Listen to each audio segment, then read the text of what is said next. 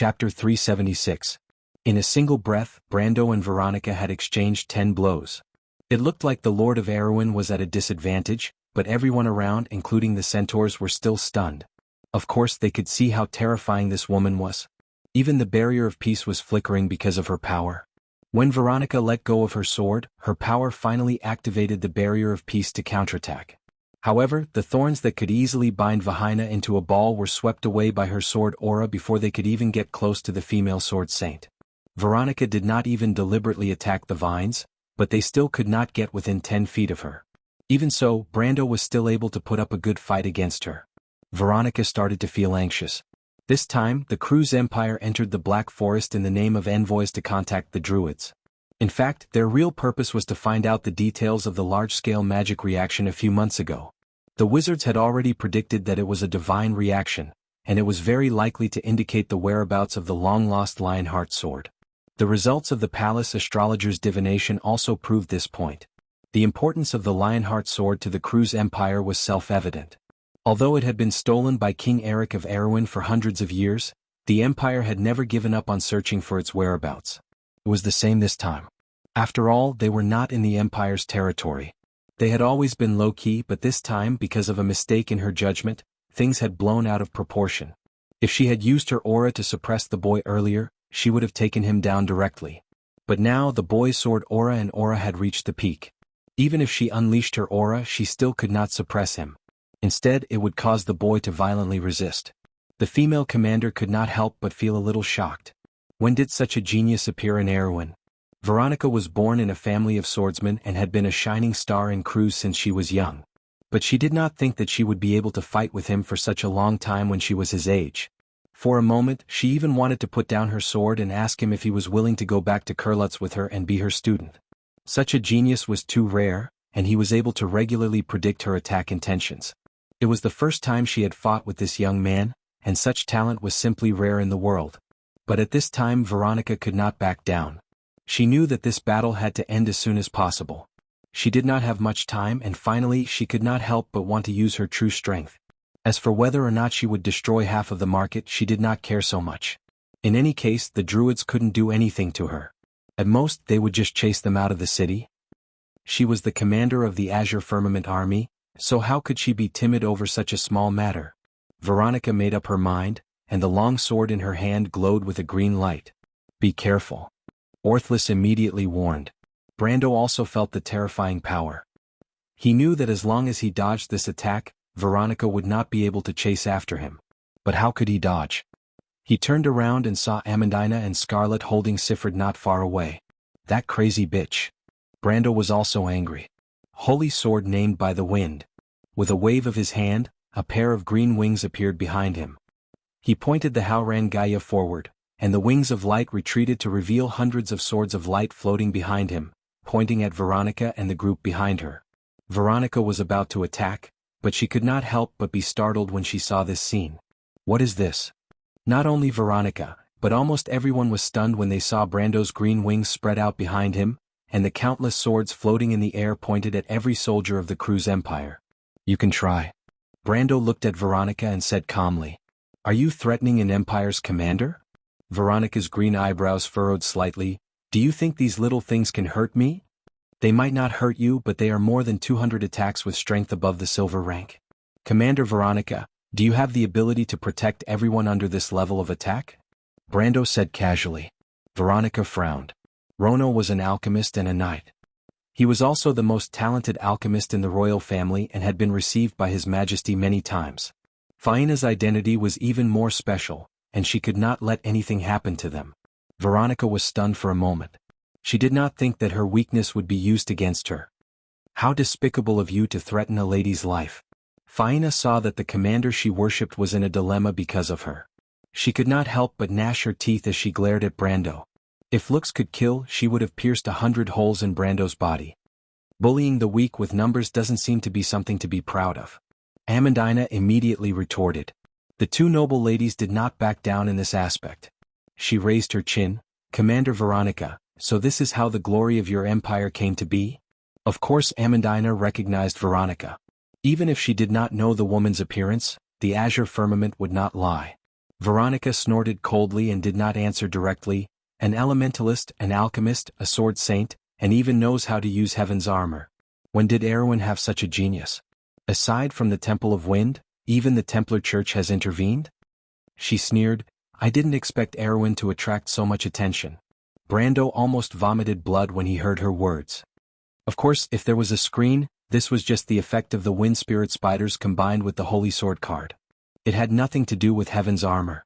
But when Brando looked at his Holy Sword card, he could not help but vomit blood again. He wondered why he did not realize that this spell was similar to heaven's armor. Wait a minute, these are clearly two different spells. However, this was not the key issue. The key issue was that heaven's armor was one of the signature light spells of the Templar faction. Only clerics above the rank of priest would be able to cast this spell. Moreover, the Templar faction and the Holy Cathedral of Fire were mortal enemies who had fought each other to the death during the Second Holy War. Brando did not doubt that if any clerics above the rank of High Priest in Erwin's Holy Cathedral of Fire heard that he had heaven's armor, they would probably come to Abby's the next day to invite him to the Holy Cathedral for tea. Brando dared to go against Erwin's nobles, but he did not dare to go against the strength of the entire Holy Cathedral of Fire. With Martha above, the Holy Cathedral of Fire was a combination of 2 empires and 12 countries. As long as the 7 high priests gave the order, not to mention Tanajal, even Erwin would be annihilated. In fact, the reason why Awin could exist until today was purely because the Holy Cathedral recognized this ancient kingdom. Otherwise, Kurlutz would not tolerate this territory that was separated from their own territory to exist until today. But how could he explain it? He could not say that he was actually a planeswalker, could he? What was a planeswalker? Could he tell them that a planeswalker was actually a professional card player? It would be strange if Veronica did not slap him to the ground. Therefore, Brando was a little depressed for a moment. He could only hope that this crazy woman's mouth would be virtuous and would not spread this matter to anyone. Fortunately, Veronica had always been taciturn in front of outsiders and was not the kind of person who liked to make things difficult for others. However, Veronica did not dwell on this topic. On the contrary, the female commander only coldly raised her sword and said with extreme arrogance, "But young man, do you really think that I won't dare to attack?" Brendel's breath caught in his throat, and he immediately felt a boundless pressure converging on his body. She has made up her mind to attack. Orthless reminded. Crazy. Brando cursed in his heart. At the same time, his mind was frantically trying to think of a way to avoid the opponent's sword. But at this time, a majestic voice came from the sky. "Cruz's people, why don't you try attacking?" This loud voice seemed to echo in the sky, rumbling in everyone's ears. Everyone was stunned. Then they saw the surrounding green barrier began to flicker, and one by one druids appeared from it. As soon as they appeared, they blocked in front of Brando, completely blocking Veronica's path of attack. The scene was silent. Veronica furrowed her brows and put down the sword that she had raised. The druids had finally arrived. No matter how arrogant she was, she would not break the rules in front of the druids, let alone accidentally injure them here. Because of her special status, even the Empire would have to come up with an explanation. Although the druids usually did not care about worldly affairs and did not step into the world of mortals for hundreds of years, she knew very well that once the Ring of Skies was angry, it would not be a joke. There were tens of thousands of black forests in the entire Wone border, and there were traces of druids in each of them. As for how many druids there were in the world, only Lady Martha knew. Not to mention that the forest country Alanta was their ally. "Lady Veronica, you promised that you wouldn't cause any trouble here when you entered.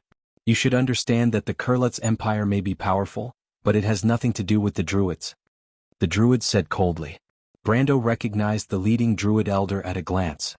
He was one of the 17 elders in the morning, but the other party's tough tone made him speechless. This is clearly not giving face to the Cruz people. And the other party questioned Veronica first, which was obviously abnormal. He knew in his heart that the other party was actually siding with him. It seemed that these druids were very interested in his proposal.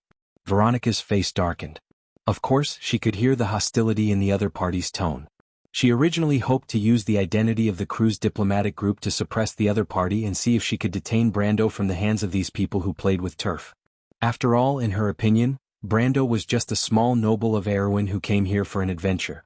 Compared to the Cruz diplomatic group, it was self-evident which one was more important. But she did not expect these druids to be so inhumane and completely shut down this possibility. The female commander could not help but look at these druids carefully with her green eyes. She wondered if they were really unkind, or if it was because of the relationship between this young man and them. But what relationship could a small noble of Erewhon have with a druid?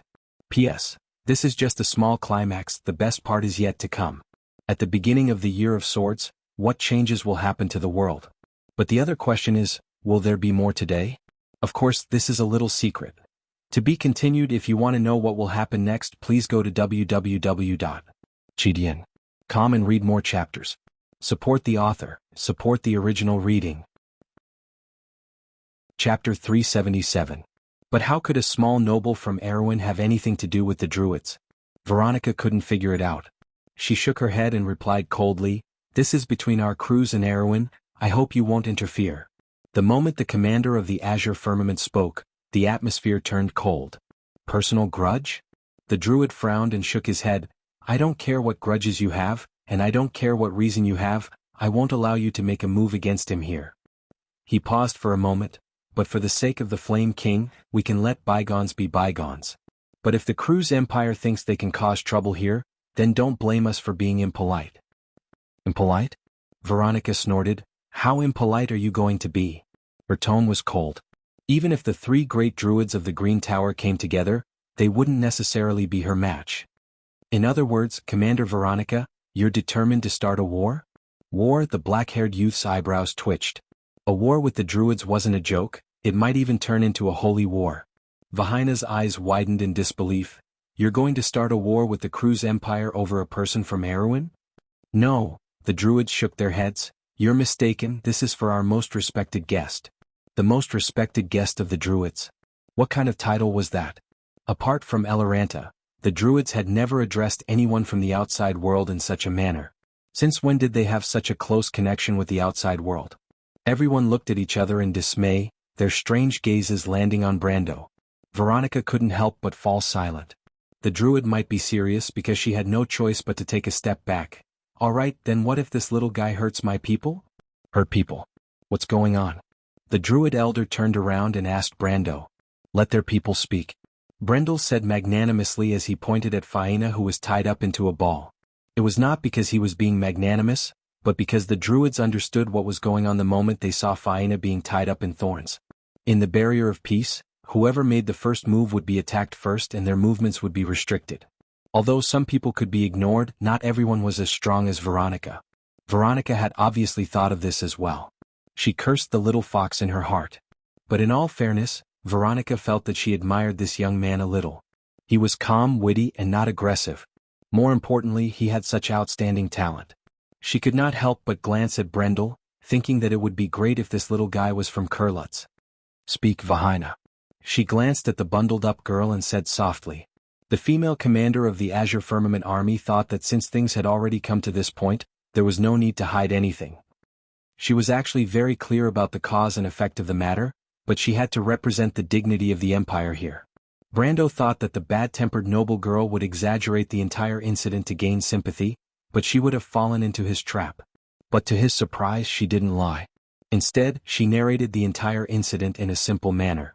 As she spoke, she raised her sharp eyebrows at Brando as if to say, "There's no need for me to lie about such a trivial matter. Commoner." Of course, whenever Brando was mentioned, she would viciously insult this young lord from the Erewhon Empire. She would say that he was a country bumpkin from the Erewhon Empire, an impolite man, and a man who lacked the spirit to judge others. Brando's veins were bulging from his forehead.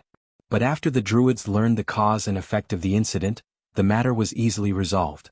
The crew's empire was the one in the wrong, and they didn't gain any advantage in the subsequent battle. After compensating the centaur boss for his losses, the knight of the empire had no choice but to carry the heavily injured Count Cullen and dejectedly leave the scene. It felt like 100 years ago when the crew's empire suffered a crushing defeat at the hands of the Hazel Empire. The knight of the Highland army lowered their heads and left the place of sorrow. Even the white tassels on their heads drooped weakly on their shoulders. But it made sense. Ever since that crushing defeat, the Empire had never suffered such humiliation outside of its borders. Even Legion Commander Veronica was unable to save face here. The knight could not help but glare hatefully at the young lord from the Erewhon Empire. It was all because of that young man, that damned Erewhon Empire. Veronica also looked at Brando and said, "I will remember you, young man. It is the crew's empire that will remember me, Brando replied calmly as he sheathed his sword and looked at the Legion commander. Are you a noble? The female Legion commander asked again. Brando nodded. Lord? Pioneer Knight. Although the woman before him was tough, she could be considered a true hero. She was also half a teacher to Flay. Thus, Brando looked at her and answered seriously. Veronica was silent. It seems, she looked at him and said, Erwin Empire will become a legend. Brando did not answer. Young man, let me ask you, Veronica said. Her tone became gentler. Are you willing to join the Cruz Empire and become a knight of the Cruz Empire? I can give you everything you want. Brando smiled. He did not expect that a legendary person would appreciate him so much. Thank you, he replied. But I am Erwin Empire's man. Veronica looked at him one last time and nodded. She turned around and patted the shoulder of the noble girl who managed to escape from the brambles with the help of the druids. Let's go. Wait a minute, the girl's thin eyebrows shot up, her blonde hair and two ponytails pointed at Brendel in shock. The stone key, you're giving it to that rude fellow just like that. Veronica glared at her in annoyance. Don't you think you have embarrassed yourself enough? But. The girl was shocked. She lowered her head and muttered in a low voice. That is a necessary item for my advancement exam. Let's go. I will go back and have a good talk with your grandmother about your discipline. Veronica sighed and shook her head. When the young girl heard this, her expression changed. She immediately lifted the hem of her dress and ran after him, begging, Army Commander, this matter is not my fault. It's all that guy's fault for being too rude, isn't it? Brando looked at her from behind and put away the holy sword. Then he heard Amandina and Scarlet approaching from behind. The noble girl from Braggs looked at him and said helplessly, My lord, we have offended the Cruz Empire again. She sighed. It was worth it. Brando opened his left hand and looked at the stone key in his palm. Worth it? My lord, do you know who that woman is? Veronica. Brando nodded. I know her. Then how dare you fight with her? Amandina said in annoyance. She suddenly became a little angry. My lord, when will you do something that is not so worrisome? Brando was startled. He turned around and looked at the noble girl. Amandina looked at him with a worried expression. You scared me to death. Amandina looked at Brando for a long time without speaking. After a while, she closed her eyes and sighed in relief. I'm sorry. Brando felt warmth in his heart and sincerely replied. Please don't always say sorry. The noble girl said in annoyance. I'm sorry. Brando smiled this time. But the Kurlutz Empire's people left early, at least this young lord was relieved. At least he was sure that no one would stay to fight with him for the stone key. The Kurlutz Empire's financial resources were strong, and if the young lady insisted on staying to gamble, he found himself in a dilemma. On one hand, the stone key was very important to him. On the other hand, he was not willing to bear too many unnecessary expenses. After all, he did not have as much wealth as the Eagle Empire. Tonajal was still very poor. In the end, in the absence of competitors, Brando finally used 2 flame agates to exchange for the stone key. The centaur boss naturally thought that he earned a lot. He even thought that the Cruz Empire brought him good luck. Otherwise, this rich man would not be willing to pay so much money. Brando also thought that he earned a lot, excluding the fact that he offended the Cruz Empire. Therefore, this result could be considered a happy ending for everyone except for the Kurlutz Empire. However, no one knew that when the conflict in the Green Towers Bazaar ended without a victor, 2 pairs of eyes had witnessed the entire process of the conflict not far from the bazaar. 2 pairs of eyes with silver pupils filled with wisdom and experience. The Silver Sparrow Bar was located between 2 ancient trees in the Green Tower called Odra, Elder in Tree Elven language, and Taser, Evergreen in Tree Elven language. It was a building that looked like a bird's nest. Although it looked strange on the outside, the interior was very warm. The bar was made up of a circular wooden corridor. Apart from the verdant vines hanging down from the ceiling, the bar's main feature was that it floated in the air like the Centaur's Hoof Market in the Green Tower. The only difference was that the Centaur's Hoof Market was built by the fiery centaurs and was filled with their wild and unrestrained style. The owner of the bar was a tree elf, so the bar's aesthetic was deeply embedded in the mysterious and delicate beauty of the elves. In the seats near the west, one could see the Centaur's Hoof Market through the round window. One of the 12 Grand Mages of the Buga Mages, the Silver Leader, the Recorder of 10,000 Spells, an old man in a silver robe with a snow-white beard that almost touched the ground was looking away. That little girl seems to be from the Cruz Empire, the old man said. Veronica, the commander of the Azure Firmament Army. Another old man sitting opposite him answered. That's true. The lion heart is their inheritance, so it's no wonder they sent people in such a hurry. But Gretel's descendants are getting worse with each generation. What about you, William? Me? Eric was a good friend of mine when he was alive. Now that his sword has appeared, it's only natural for me to come and see what kind of person he chose. The old man smiled. They say that the Buga Magi are cold and heartless, but it seems that's not entirely true. I wish I could be like that. I want nothing but time and knowledge, but no one can surpass the shell, not even the silver race. What about the undead of Madara? Those skeletons can't do much, but there's been something strange lately. What's going on? The Silver Candle Association's surveillance of the Dark Border seems to have been interrupted. Something seems to be happening in the Dark Kingdom. The astrologer prophesied that a power is breaking out from the east, but I'm not sure if it's referring to this. Is a new empire about to be born? Maybe there's more than one. That young man, isn't he one of Erwin's people? The old man in the silver robe asked. Interesting. Yes, I think I've seen him before. Oh. Also, I found a magic imprint on that little guy's body. Even he didn't seem to notice it. That magic imprint has a very familiar aura to it. Whose is it? It seems to belong to a disobedient girl. The old man had a strange expression. Author's note: I'll be releasing a free chapter in a bit to include the main character's attributes. I'm dying because of these attributes. Also, thank you to everyone in the group for your help. I'm in tears. To be continued. If you want to know what's going to happen, please go to www.chidian.com. Chapter 379. Damn it, this is infuriating. The aristocrat's daughter kicked the wooden wall of the Ember Tulip in, but she immediately felt the pain and raised her sharp eyebrows. Ouch, ouch. She turned around and saw the black-haired young man walking out with a handsome young man in a tailored black suit, mink gloves, and a silver flower on his chest. Her eyes lit up as she asked, Rono Viscount Elman, what did the Legion commander say? The young man shook his head. He told us to behave. That's great. The young lady clapped her hands together and sighed in relief. Does that mean they won't pursue the matter? The handsome young man listened to their conversation and looked at the young man who was half a head shorter than him with a faint smile. He then turned around and asked, Miss Faina, what's going on? Elman knew that the Duchess scolded the few knight captains from head to toe because of what happened this afternoon. However, the knight captains would not disobey a military order. If there was a problem, it would definitely fall on this troublesome young lady. He was the one who suggested to keep Faina, who secretly followed them.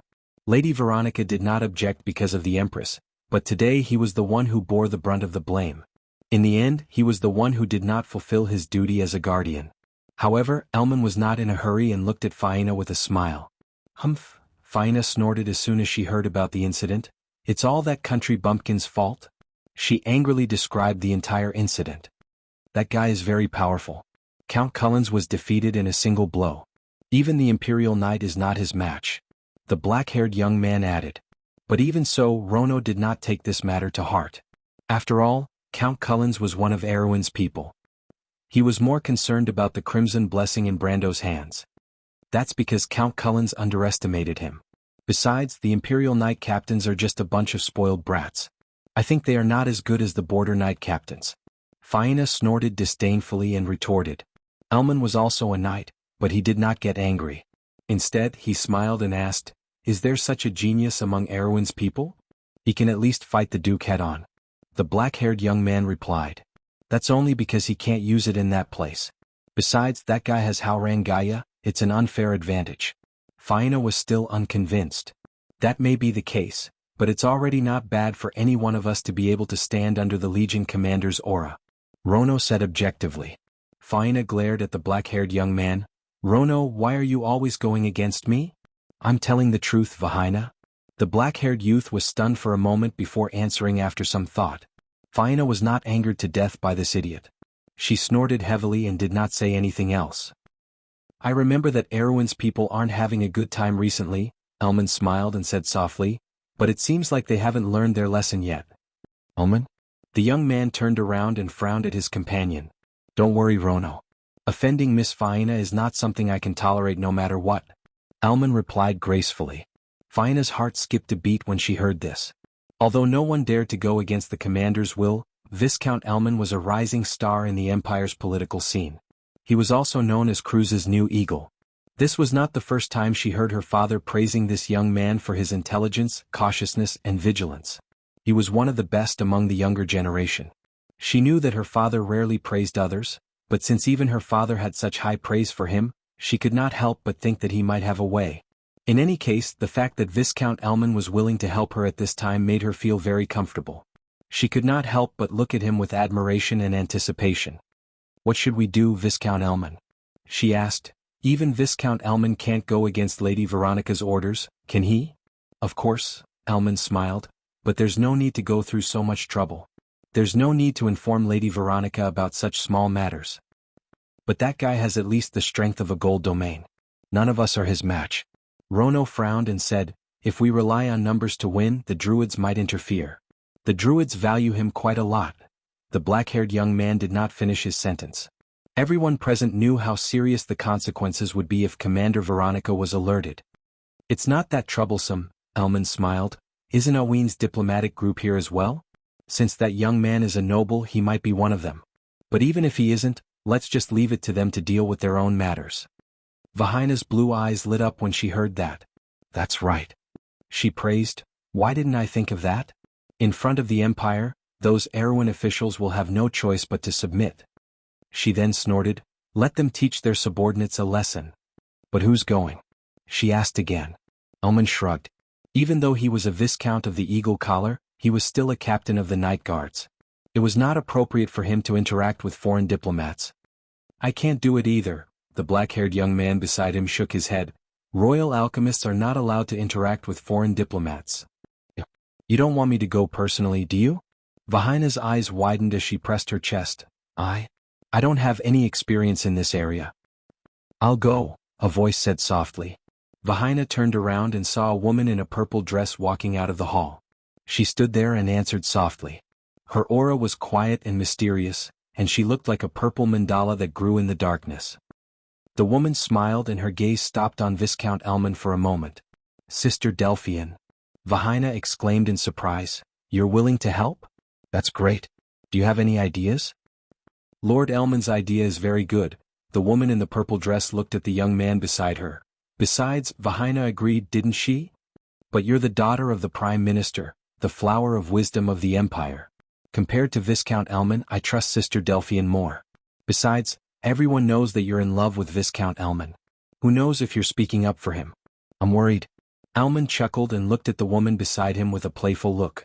Then he turned around and looked at the young lady. Delphian shook her head and replied softly, "If that's the case, then the Holy Cathedral of Fire should also put pressure on Erewhon." Viscount Elman raised an eyebrow and looked at the Prime Minister's daughter. Vahina noticed his gaze and looked up at him with a faint smile. "The Holy Cathedral of Fire?" Vahina asked in confusion. "Will the Holy Cathedral of Fire listen to us?" "I heard that Erewhon cast a spell that looks like the Holy Cathedral's armor of heaven," Delphian said quietly as she brushed her long hair behind her shoulder. "But the truth isn't important. What's important is how we describe it." "Good idea," Elman smiled. "I heard that the leader of the Holy Cathedral of Fire in the Dark Forest is the priest known as Amon the Avaricious. As long as we let him catch us, even if we don't die, we'll lose a layer of skin. As for the rest," the young Viscount continued, "we can also muddy the waters as much as possible. There are many factions here and a little conflict is not impossible." Delphian nodded. "That's great." Vahina was excited as well. She could already see Brando's death approaching. She waved her little fist excitedly as if she had already vented her anger. "Let's do that. Let's move out immediately." The black-haired youth, however, was worried about the business of their trip. "Speaking of which, more and more factions are entering the Dark Forest. We, the Magi of Galbu, the Holy Cathedral of Fire, and even Erewhon's people are all here. The Lionheart Sword is a sacred artifact of our kingdom." "Why are you worrying so much, Rono?" Vahina sighed as she felt her enthusiasm being dampened by Rono's words. "With Lady Veronica around, what are we afraid of?" "The Magi of Galbu are only here to watch the show," Elman replied. "As for the Holy Cathedral of Fire, the Lionheart Sword can be said to be closely related to the Flame King. As for Erewhon's people, do we need to care about what those country bumpkins think?" The black-haired youth nodded. "But does the Lionheart Sword really have anything to do with the loop of trade winds?" The black-haired youth asked again. The astrologers detected that the divine artifact's reaction was to the southeast of Randner, not far from Chablis. The divine artifact's reaction has too many implications, and there is no way to pinpoint its exact location, Delphian finally spoke up. That's why it's normal that we didn't find anything when we entered the dark forest from the south of Chablis. Could it have been taken by those skeletons? Vahina thought of the Madara army they encountered on the way. The divine artifact has a soul, Rono replied. Whether it's the Lionheart sword or the flaming edge, they symbolize light and justice. Any undead that comes into contact with them will be reduced to ashes. They won't be interested in these two swords. That's why our only hope is the loop of trade winds, Delphian replied. The topic of their conversation changed from how to punish Brando to the true purpose of their trip. Just as they were deep in thought, a group of knights suddenly rushed in from outside. The knights first saw the captain of the Night Guards, Viscount Elman, and immediately bowed. Captain. Viscount. Elman stopped thinking and looked at them. What's wrong? Why are you in such a hurry? Something big has happened, Viscount. Something big. There's a change in the loop of trade winds. The knight replied breathlessly. To be continued. If you want to know what will happen next, please go to www.chidian.com to read more chapters. Support the author, support the original reading. Chapter 380. The appearance of Cruz's men in the Green Tower had more or less alerted Brando, but the Eagle Empire was still too far away for him. Besides, he knew that Veronica, the commander of the Azure Firmament, was unlikely to come after him. The conflict at the Centaur's Hoof Market did not affect the two ladies' interest in this magnificent city on the tree. Under Veronica's suggestion, the four of them strolled along the streets of the Green Tower near the loop of trade winds. The magnificent scenery between the towering trees could sometimes make one forget all their troubles. Ever since he bought the stone key, Brando began to pay attention to the inconspicuous little shops. He had to admit that the Black Forest was indeed rich in resources. After a round of strolling, he managed to get his hands on quite a few good items. Not to mention most of the precious magical materials, there were even binding wind, ancient tree branches, wyvern blood, and other rare high-grade items with brass tags. Unlike equipment, most materials were white in quality before they were extracted and recast. After the extraction process, most materials would be alchemy, black iron. Meanwhile, materials that were born with mana, such as magic crystals, were extremely rare. Brando thought that he was lucky enough to get the blood of a 5-headed basilisk and 20 blessed scales. He did not expect the Green Tower to have so many unexpected benefits. Binding wind could be used as the core material for strengthening crystals. However, unlike the Ghost Knight's crystal, binding wind could allow one to master a wind-related spell. The ancient tree branches were a good material for crafting an ancient-grade staff. Although Brando had no use for it, he could sell it to others or exchange it for something more useful in Ampere Seal. Besides, he also had a backup priest who would be a great help in grooming him. Healers were highly sought after in any game. If it was not for the fact that he was unsure of her reliability, he would have considered making a set of equipment for her. Even if it was not top-notch, it would at least be top-notch equipment. As for the wyvern blood, it was also a high-grade material for the dragon strength potion. Brando had already refined a large batch of dragon strength potions and was just waiting to distribute them to his subordinates. However, the unexpected harvest he received from the Green Tower left him puzzled. He had never bought anything good from these shops in the game before. Although there were plenty of materials available, he didn't get much of a bargain. Those centaurs were not natives of the countryside. Each of them was as smart as a ghost. However, Brando suddenly realized that this was not a game after all. In the game he was just a newbie who started out late. By the time he arrived at the Black Forest south of Tonajul, the place had already been explored by other players. And now this was still a virgin land that hadn't been reclaimed. Perhaps some adventurers would occasionally visit, but overall, it was still in a primitive and uncivilized state. After figuring this out, Brando couldn't help but feel elated. He couldn't wait to visit all the markets in the city within a day. And it turned out that he was right. It didn't take long for Brando to find some really good stuff. A wandering magician from Tanya was openly selling a strange card to passers-by. Brendel almost thought he was seeing things when he saw the card that no one was interested in. But it was indeed a card of fate. A basic land card called Draw's Wilderness.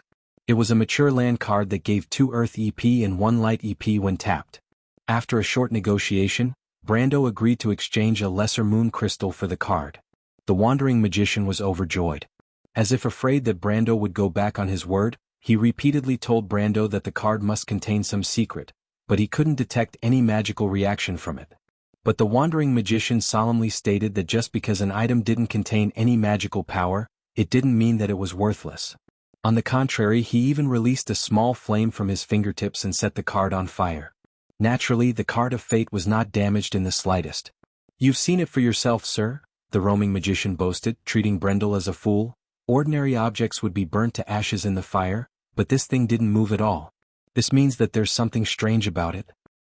You see, although you and I can't see any clues, but for the price of a moon crystal, it's just a small gamble." The wandering magician replied mysteriously, "What if you win?" Brando nodded and took the card. He released a small flame from his hand to burn it. He didn't know that the card of fate had this characteristic. The wandering magician was shocked by Brando's action. Although spark was just an elementalist's cantrip, it was still not something a third-rate magician like him could do without a spell. This meant that Brando was an elementalist, and he wasn't one of those common acolytes. He was a genuine iron-ranked elementalist. Judging from the casting speed, he was at least a two-ring magician. Even though the wandering magician was satisfied, his eyes were not bad. "So Master Brando is an elementalist." He was in awe and secretly looked at Brando's expression. "Is Master Brando interested in this thing? What is it?" Brendel put away the card, unsealed it and asked. "I still have a lot of them." "You still have a lot of them?" Brando asked. "How much do you expect me to buy?" "It's just a temporary interest." Scarlet pursed her lips slightly when she saw her lord's serious expression, but Amandina tugged at her hand from behind to warn her to be more careful. She did not want Brendel to discover any clues. "Of course." The wandering sorcerer had been studying these cards for some time. He found them in the attic of a second-hand old house, but after all, he was not a professional scholar. After a period of fruitless research, he lost his patience. "It's okay. If you are interested in the rest of the cards, I can buy them for you at a cheaper price." "How much cheaper?" Brando pretended to hesitate for a moment and asked. "There are a total of 5 cards.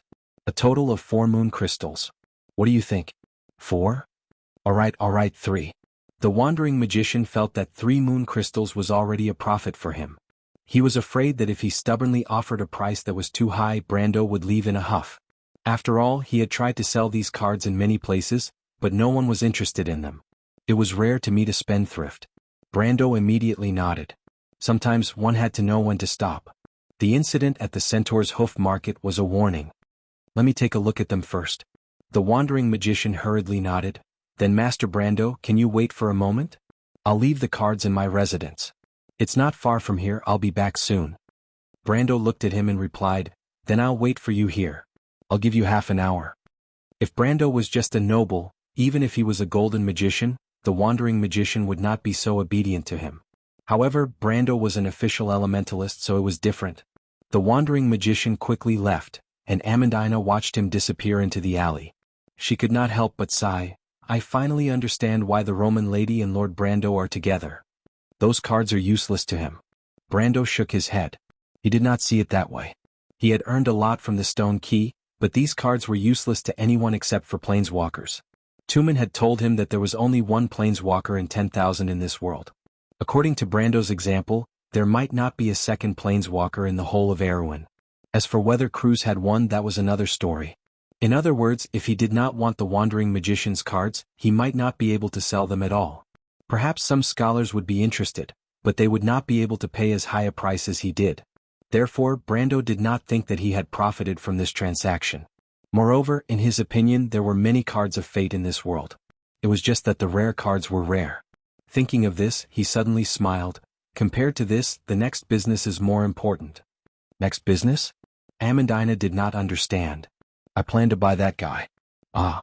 Amandina was taken aback, wondering when this young lord became a human trafficker. "That guy is an elementalist and he has a good foundation," Brando replied. "In the future, I plan to separate the spellcasters from the night guards to form a young group of magicians.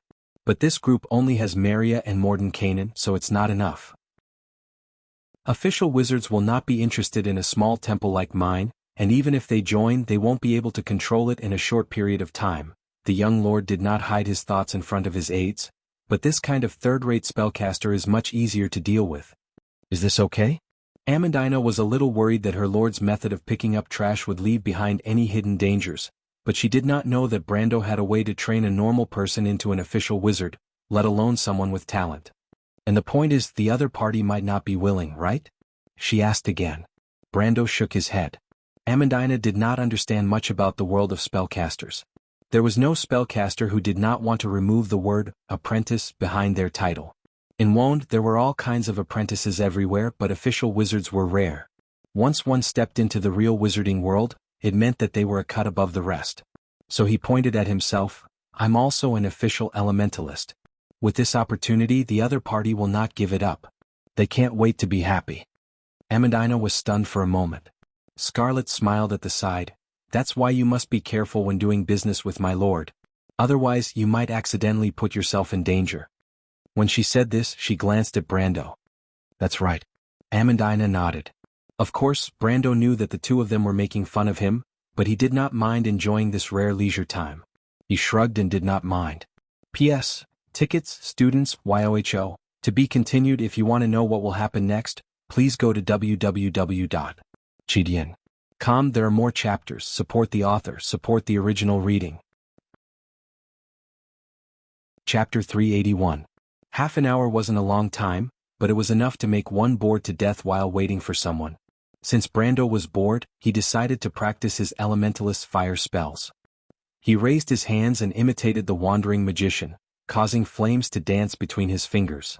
His performance quickly attracted a large group of tree elves and Tanian children. They surrounded Brando and stared at Brando's magic without blinking.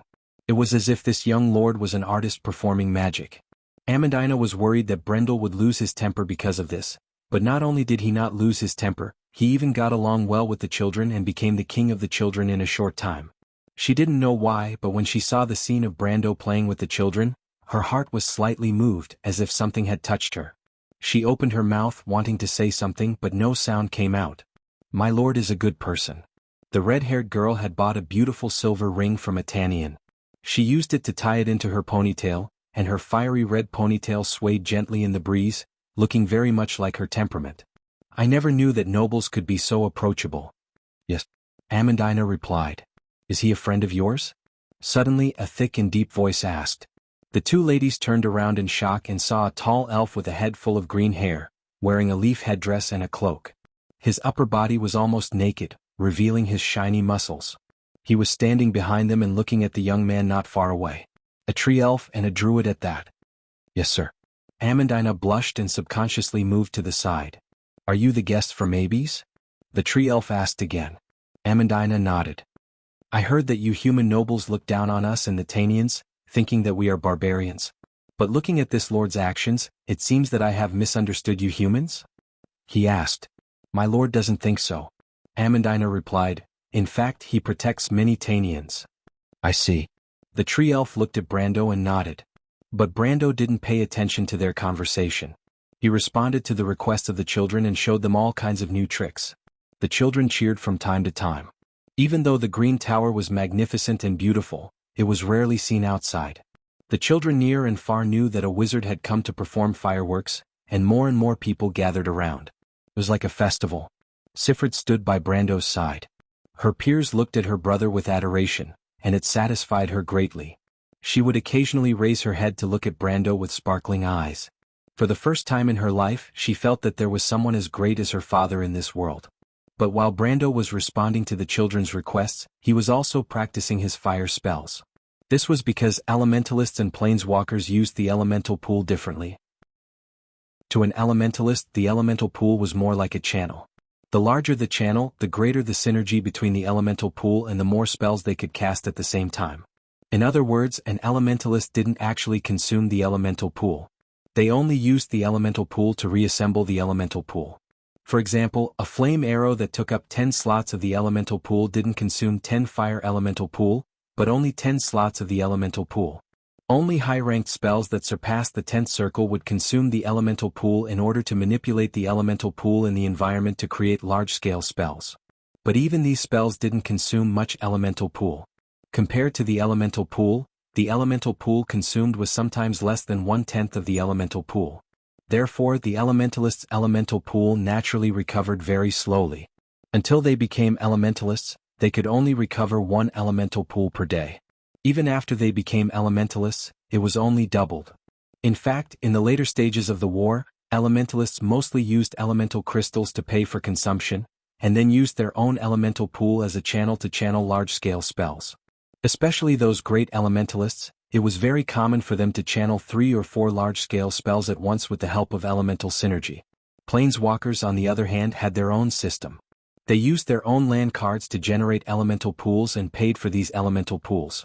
In fact, it was an independent and complete cycle, almost without any direct connection with the world.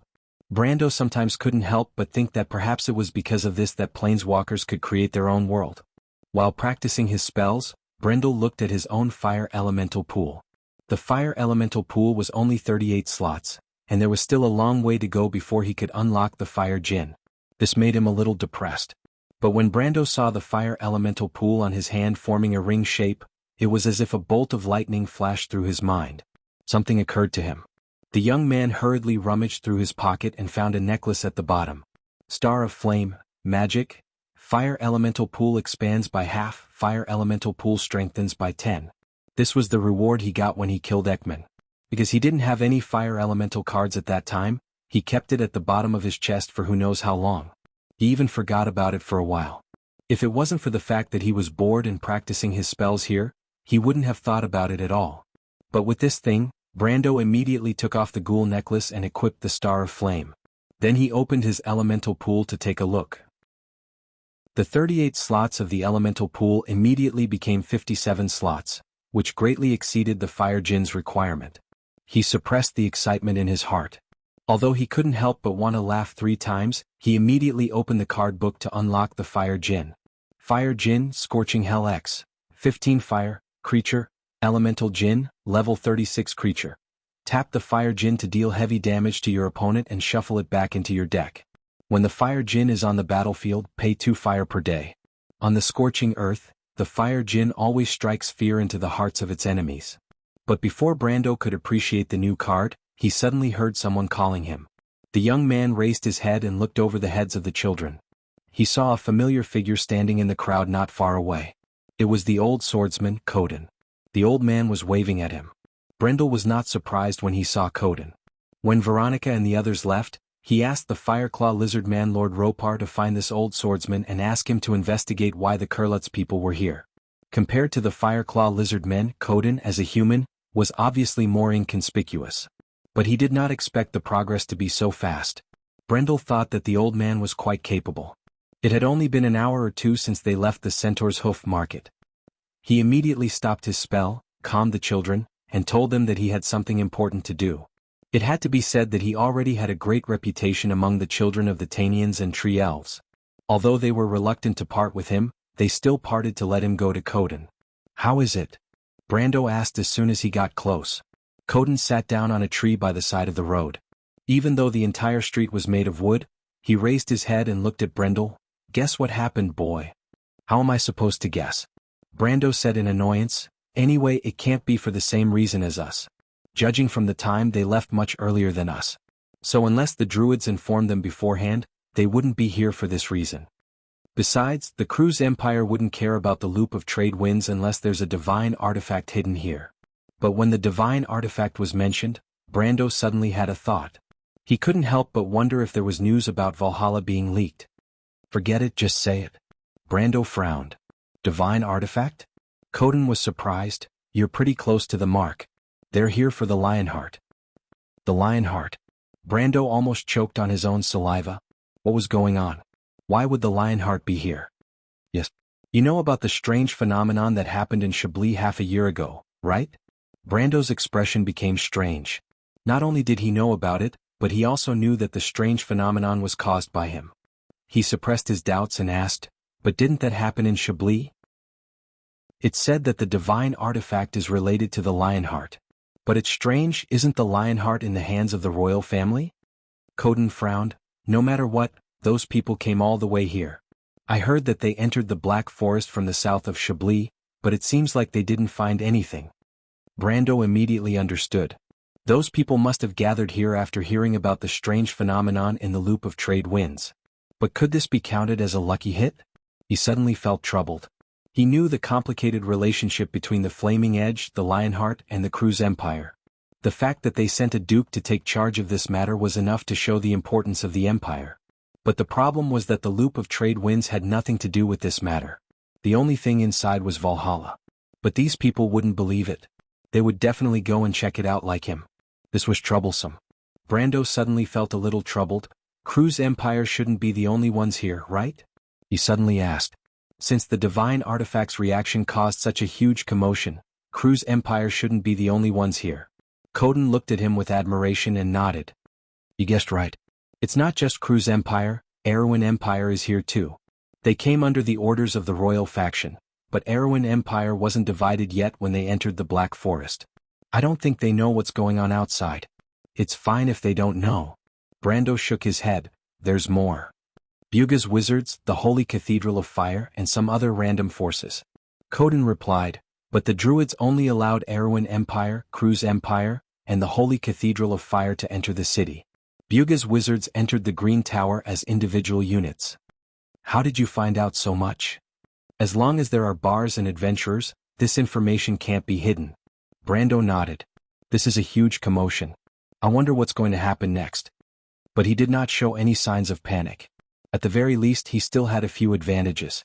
The first was his relationship with the Druids, the second was his relationship with Sifrid, and the third was his familiarity with the Black Forest. Especially the third point, which no one could compare to. But as he was thinking, he suddenly heard a cry of surprise. The crowd started to panic as if something terrible had happened. Brendel raised his head and felt Coden nudging him from the side.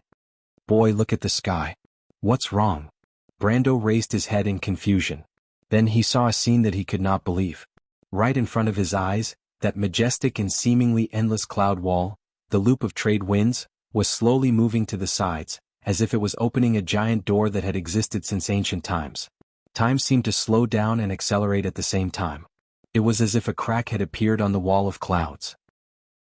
The crack was only a thin line in the sky, but it was easy to imagine how big it was.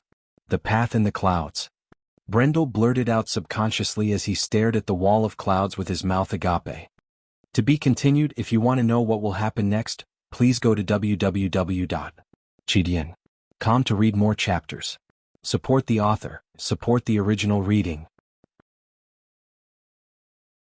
Chapter 382. That afternoon, the loop of trade winds had shaken the entire Green Tower. But that wasn't necessarily a good thing. The Druid Council became tense almost overnight, and the small town became turbulent. That night, the envoys from the Kurlutz Empire visited the inn where the members of Oween and the Holy Cathedral of Fire were staying. Privately, some groundless rumors began to spread. There was a rumor that pointed out that the large-scale magic reaction in Chablis was due to the awakening of a legendary holy sword.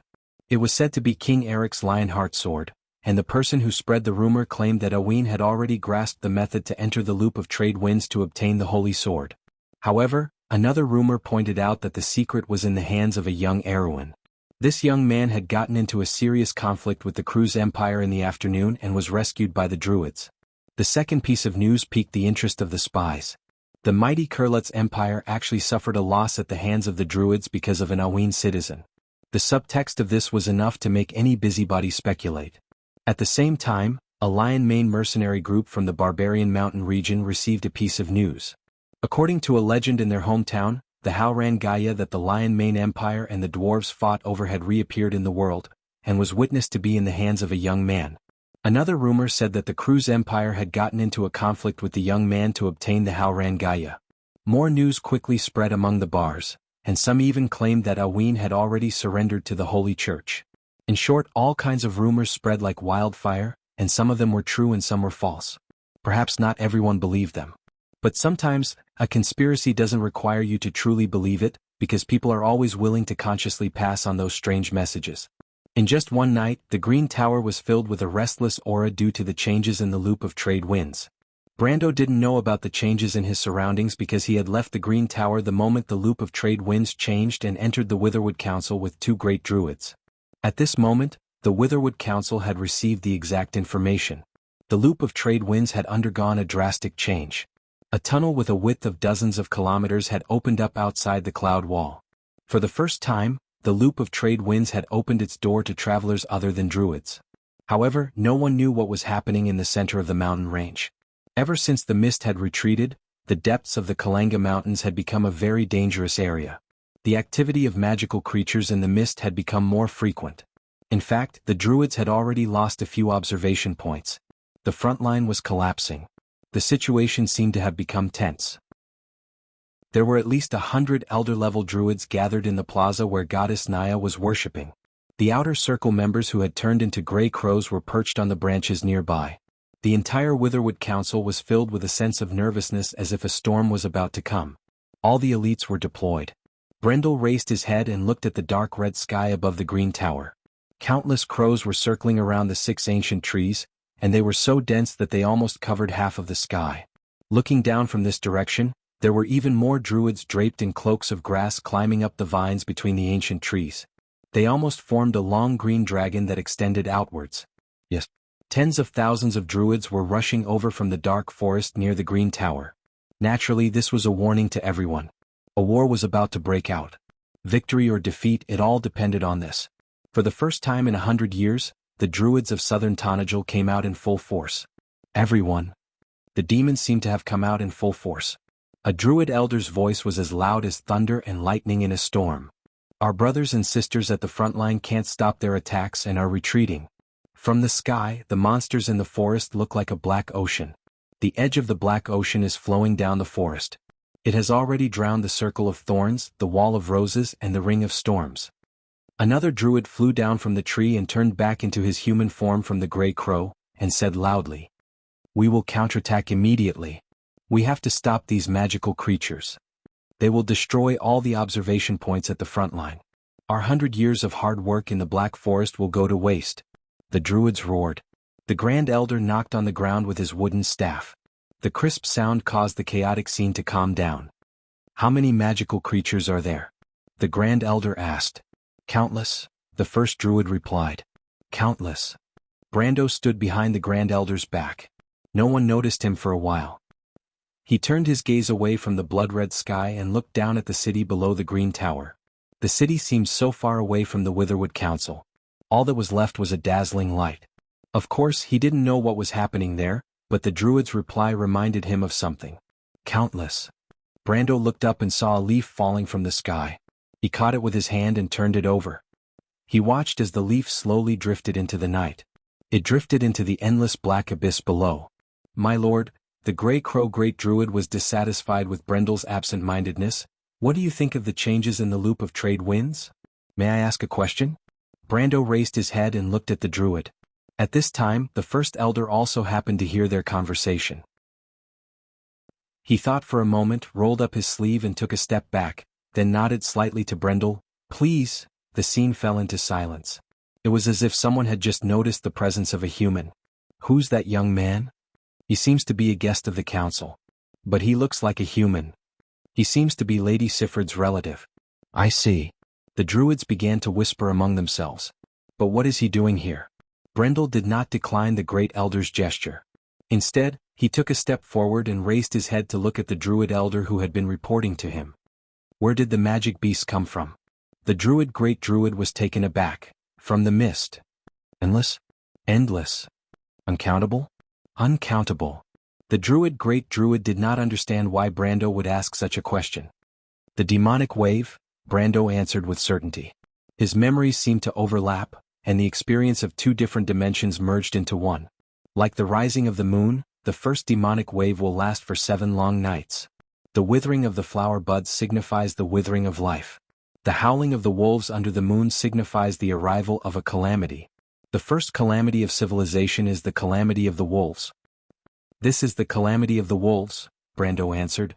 "The magical creatures you see are black wolves." Calamity of the wolves. The druids' faces changed as they began to discuss among themselves. The calamity of the wolves was said to be a calamity that would bring chaos to the world, but how could it be related to the changes in the loop of trade winds? The changes in the loop of trade winds are related to the demonic wave. The calamity of the wolves is just the beginning, but the beginning is equally fatal. The demonic wave will soon pass through here and sweep through the entire loop of trade winds. Then they will hibernate until the true arrival of the demonic wave. Then they will return and bring destruction to the world. As Brando spoke, his thoughts seemed to have returned to the exciting era in the game. The demonic wave brought about the beginning of chaos. The ancient empire was on the verge of collapse, and the flame of civilization was like a candle flickering in the wind. This was the core of the second chapter, War and Chaos. However, heroes appeared in Wond like stars, igniting sparks of fire that burned the land. He seemed to see flags struggling to move forward in the light of the fire: Valkyrie Freya, Duke Aranja, Running Wolf Walter, King of Fury Kanan. Heroes from different eras and races appeared one after another. They led the players and their people to break through the thorns in the darkness. However, the long sword plowed through the blood-soaked ground, the flames burned away the pale thorns, and the blood-boiling battles seemed to have yet to extinguish the warmth in the chest. But as long as the warmth remained, the civilization would never fall. Brando felt the glory of the past. It was the calamity of wolves that happened in the waning years of the demonic wave. This was the calamity of wolves that happened at the beginning of the Year of Swords. The creatures that walked in the shadows would soon sweep through the dark forest and destroy all order in their path. Brando did not experience this war, but he knew that someone else had, and he could empathize with it. Then the young lord turned his head and calmly asked, "Where are they going?" No one knew. But after a moment of silence, a gray crow descended from the sky and landed in the middle of the square.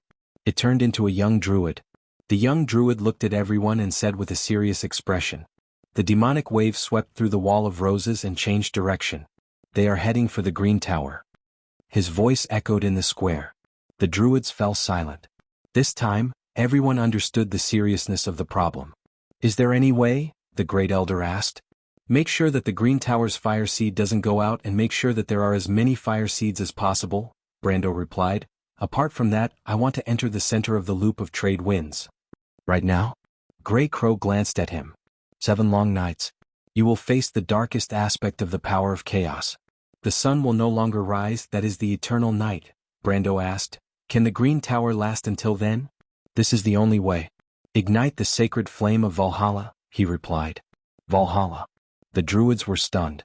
"Can you do it?" the Great Elder asked. "I need help," Brando replied. To be continued. If you want to know what will happen next, please go to www.chidian.com to read more chapters. Support the author, support the original reading. Chapter 383. It was early in the morning. However, the forest was still shrouded in darkness and silence. Only the white fog permeated the forest, bringing with it a bone-piercing chill. The edges of the rows of spears reflected the cold light of the bonfire, sending chills down one's spine. The druids searched the forest in groups. The rustling of leaves could be heard from afar, breaking the deathly silence. Someone coughed, and the air was filled with the choking smell of blood. When Brando arrived, the druids on the front lines had already organized a counterattack and reclaimed part of the Wall of Roses. He stood in the middle of the forest and looked into the distance. In the darkness, the grayish-yellow grass was covered with the corpses of black wolves. These corpses would shrink in a day or two and turn into pure magic crystals. As for the druids' corpses, they had already been taken care of by their own people. The druids' burial culture was quite primitive. It could be said that they were returning to nature. They only needed to be cleaned up a little before burying them. The night's battle was indescribably bitter. Fortunately, the Black Wolves had already circled around the Vine Valley to the north and were planning to surround the Green Tower first. Thus, the druids were able to evade the enemy's attacks by leaving an empty space in the middle. However, the druids were only able to reclaim a small piece of forest. The monsters retreated into the darkness and seemed to be preparing for a new wave of attacks. Brando wasn't the only one here. In fact, all the factions in the Green Tower were here. The Crew's Empire, Buga's Wizards, the Holy Cathedral of Fire, and even some adventurers. Brando thought that most people would leave the area when the Black Wolf Tide arrived, but he had miscalculated. It seemed that the changes in the loop of trade winds and the temptation of the divine artifact were enough to suppress the threat of the Black Wolf Tide. But at least it would relieve some of the pressure on him. The only problem was that there would be a battle before he could enter Valhalla. He wasn't worried about the Crew's Empire, but the Buga Wizards. Fortunately, it seemed like Buga's Wizards were not familiar with the changes in the loop of trade winds, which was his biggest advantage. Brando looked into the darkness in the distance. He knew that the sun would never rise again. For 7 long nights, the Green Tower would have to face an endless number of monsters. There were 3,000 players in the Green Tower, but now he was the only one. It was still a question whether he could reverse history on his own. Scarlet and Amandina sat beside him while Brando leaned against a white poplar tree. He listened to Amandina's report on the movements of the other factions in the Green Tower last night while he opened his interface to make his final preparations. Although the calamity of wolves at the beginning of the Year of the Sword was limited to the Black Forest, as the first large-scale storyline in the Amber Sword, the difficulty was beyond imagination. For this reason, Brando had to be prepared for everything. The first step was to increase his own strength. As a veteran player, Brando knew this very well. There was no environmental factor that was more reliable than his own strength. He first opened his attribute panel. However, their adventuring experience did not increase much in the past month. The only time they gained more experience was during the battle with the five-headed serpent lizard in the middle of the month of sleep. After that, their experience stopped at around 57,000, which was still a short distance away from leveling up as a mercenary. What's more, leveling up a character by one level didn't have much of an effect on one's strength. Therefore, Brando didn't stay on this page for long. The green light in his eyes fluctuated, and then the light net paused for a moment. The Planeswalker system. Brando flipped through the pages and quickly found the resource column. It had been almost 3 months since the trip to the Shaflund mine. During this time he only paid 100 wealth to unlock the Silver Swallowtail flag. With the Silver Swallowtail flag's buff, Brando already had a considerable amount of wealth. He then looked down and saw the number of resources he had. Wealth, 2220 reputation, 330. Brando saved up so much wealth just to unlock the Delos Freeport that required 2,500 wealth. Delos Freeport could generate 20 wealth per day, and tapping it would also give him gems and reputation. It was the most important card to maintain the Platinum Angel. But now he had to stop this plan and reconsider. Brando opened the sealed card book and pointed at the cards he needed one by one. First of all, there were 3 bloodline cards: Vampire Baron, Vampire Throne, and Night Lord. Although Brando was more optimistic about the white cards in the book, he was still lacking in white cards. Even if he could summon them, he might not be able to afford the cost of maintaining them. But bloodline cards were different. The bloodline cards of Fate had a special feature, which was that the host only needed to pay for the cost of maintaining them. This was extremely troublesome for spellcasters, but for a warrior like him, it didn't seem to hurt at all. Not to mention he also had the unyielding talent, which allowed him to recover 3 times faster than the average person. He paid 400,600 and 800 wealth respectively to unlock the 3 cards. Then he scanned them and put them into his deck. The Vampire Baron, Night Shadow 11, 10 Dark, Creature, Undead Vampire, Level 28 Creature, Vampire. When Vampire Baron is on the battlefield, add 1 battle counter to all lower-level vampires. When Vampire Baron is on the battlefield, pay 2 life per day. Elegance in the dark is a deadly art. Blood Throne Vampire, Night Shadow 6, 15 Dark, Creature, Undead Vampire, Level 30 Elite Vampire. Sacrificing 1 non-black creature to add 3 battle counters to the Blood Throne Vampire, until the reset stage. When Vampire Throne is on the battlefield, pay 5 life per day. Lowly people often forget that they are not guests or servants, but property. Night Lord, Night Shadow 3, 15 Dark, Creature, Undead Vampire, Level 35 Elite Vampire.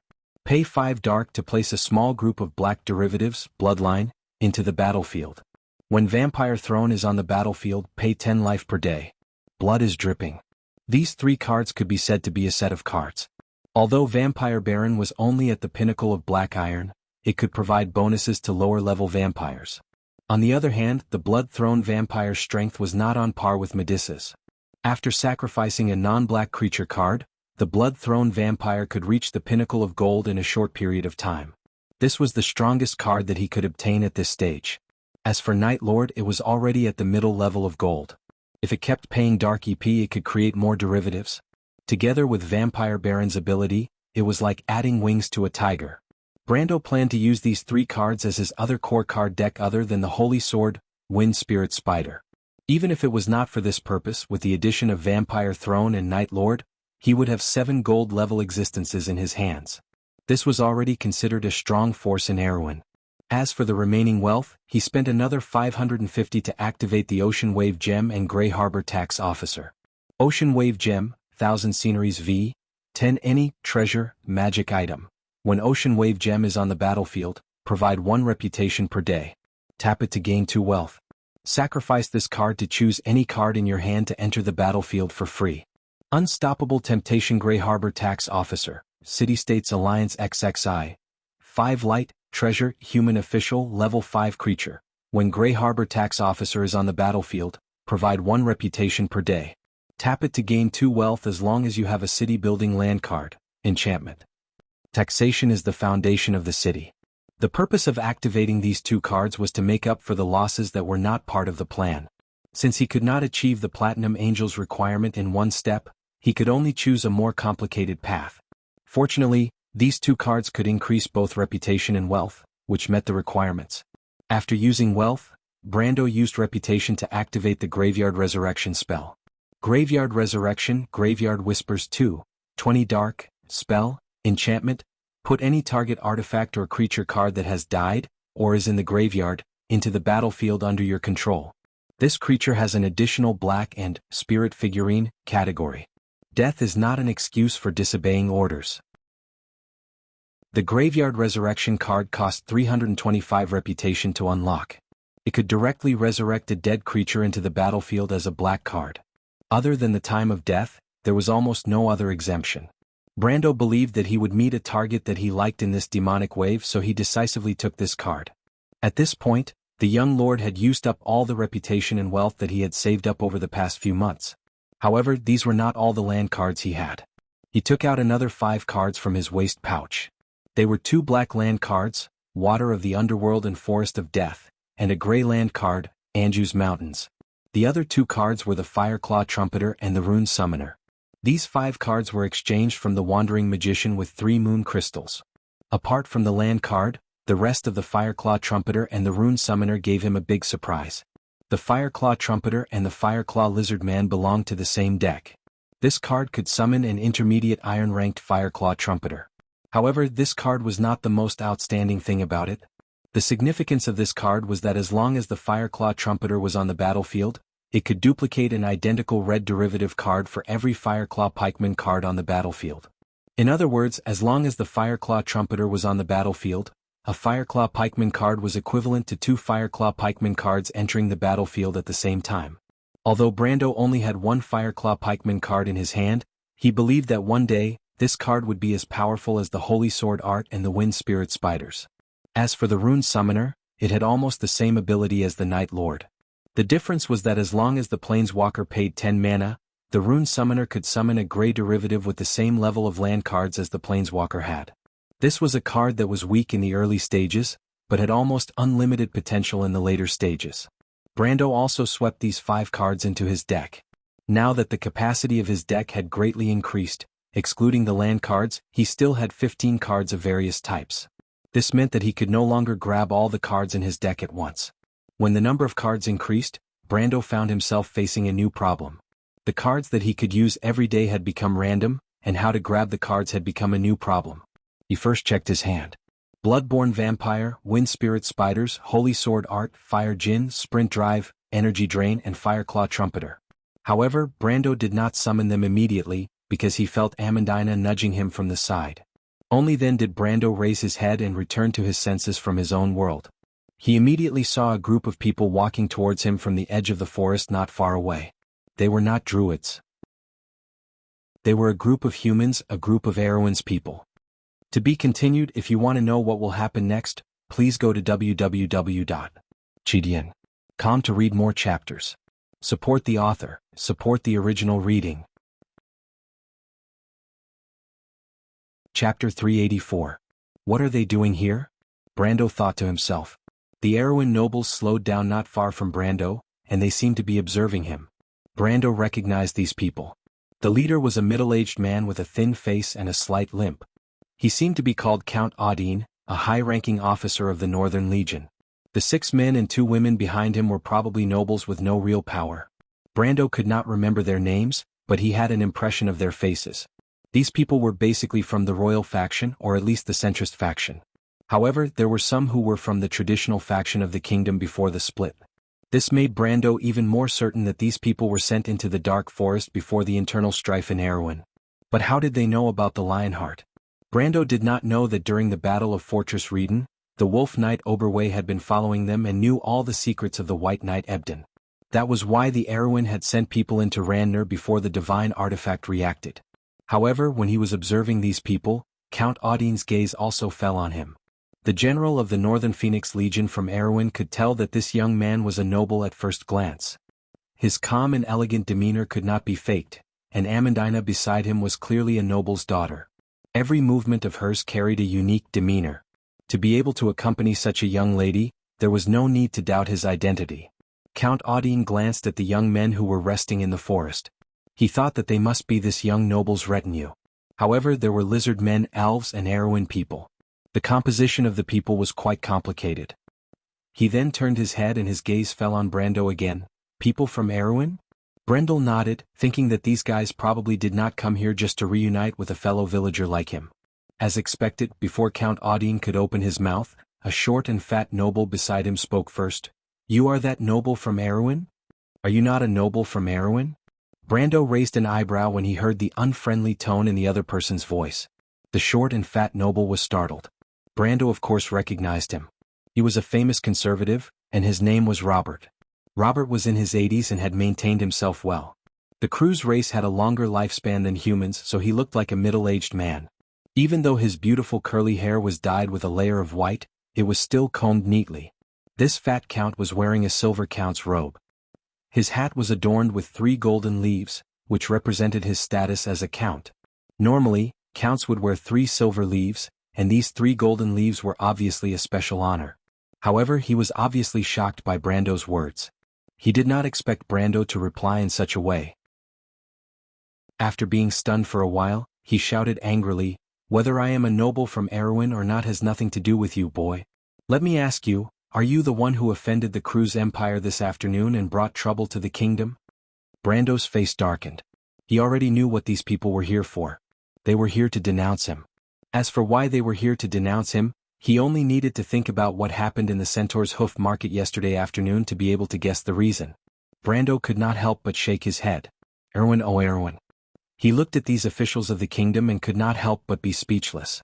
"If you are asking me if I taught some arrogant bastard a lesson this afternoon, that is me." Brando stared coldly at the other party and replied, "But as for who brought trouble to the kingdom, that is unknown." He looked at the fat man with a mocking gaze. The meaning in his eyes was self-evident. "It's good that you admit it."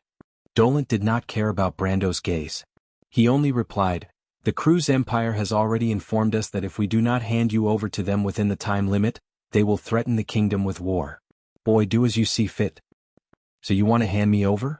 Brando looked at these people and asked with amusement, "Do you think that is possible?" "This is an order." This time it was a middle-aged noble lady who spoke. She wore the uniform of a government official, but she wore the badge of a scholar. Brando immediately recognized her identity as a warlock of the Wang family of Lantan Island. "An order?" Brando almost laughed. "From whom?" "In the name of the kingdom." The lady said, "We are a group of ambassadors sent here by His Majesty. We represent His Majesty and the dignity of the kingdom. Therefore I order you, young noble, to put down your weapons and come with us. Or else your actions will be suspected of involving the kingdom in war. We have reason to declare that your actions have violated the common code of the nobles of Erwin. In other words, we can declare that you are expelled from Erwin. From now on, your actions have nothing to do with the kingdom." Brendel could not help but take a deep breath when he heard this sentence. Even if he had good self-control, he could not help but take in a deep breath. Fortunately, he had seen the ugly faces of these people in the game. Otherwise he would have been pissed to death. He turned to look at Count Audine, a high-ranking general of the Northern Legion and a die-hard supporter of the Princess Regent. He asked, "As a soldier, do you think so too, Count Audine?" But Audine did not answer. He only frowned slightly. Firstly, he was dissatisfied with Dolent's words. Secondly, he did not like Dolent's carelessness. Although Cruz's envoy threatened him with war, as a soldier he was not afraid of war. But now that Erwin was facing both internal and external threats, he had no choice but to stand on the same side as these nobles. Count Audine's silence disappointed Brando. He had thought that the future leader of the Reformist Party would at least support him. But now, Brando realized that he was right to jump out of Erwin's rotten circle of nobles and start a new life.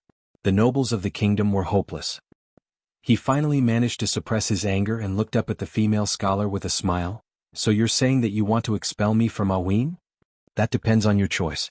The last noble answered. Brendel almost pulled out his sword and slashed these bastards away. He immediately calmed himself down and looked at them with an angry smile and replied, "You're right. Very well, then you can tell the Lurts that I have been expelled from the kingdom. Maybe they will accept it." The nobles of Erewhon were stunned. They were threatening Brando, but it would be strange if the Cruise's people would accept it. Those nobles would only accept it if they saw it. Don't refuse a toast only to be forced to drink a forfeit, Count Robron said angrily. He raised his hand and prepared to have the envoy's guards subdue the young man. The envoy's guards were the kingdom's knights and were the elites of the Corvado royal family. Subduing a young noble should not be a problem. He had observed Brando's retainers beforehand. They were either youths or of other races. This kind of ragtag group could not be that strong. On the other hand, although the Cruise's people said that Brando had offended them, they did not mention Brando's glorious deeds in order to save face. They only vaguely mentioned the conflict that happened in the afternoon at Centaur's Hoof Market. This caused the Erewhon's envoy to misjudge Brando. They thought that Brando had some strength, but that was all there was to it. Before the calamity of wolves, they tried to preserve their strength as much as possible.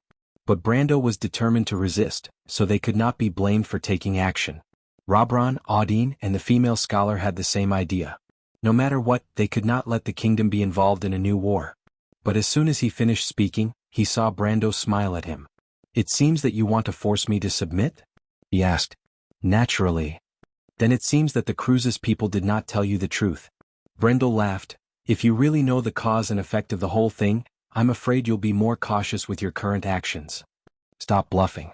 Robron snorted. "Bluffing?" Brando shrugged. "Well, Cruise's people did not tell you. First of all, I offended the only heir of the Empire's Grand Duke of Flower Leaf. I made this noble's daughter lose face in front of everyone."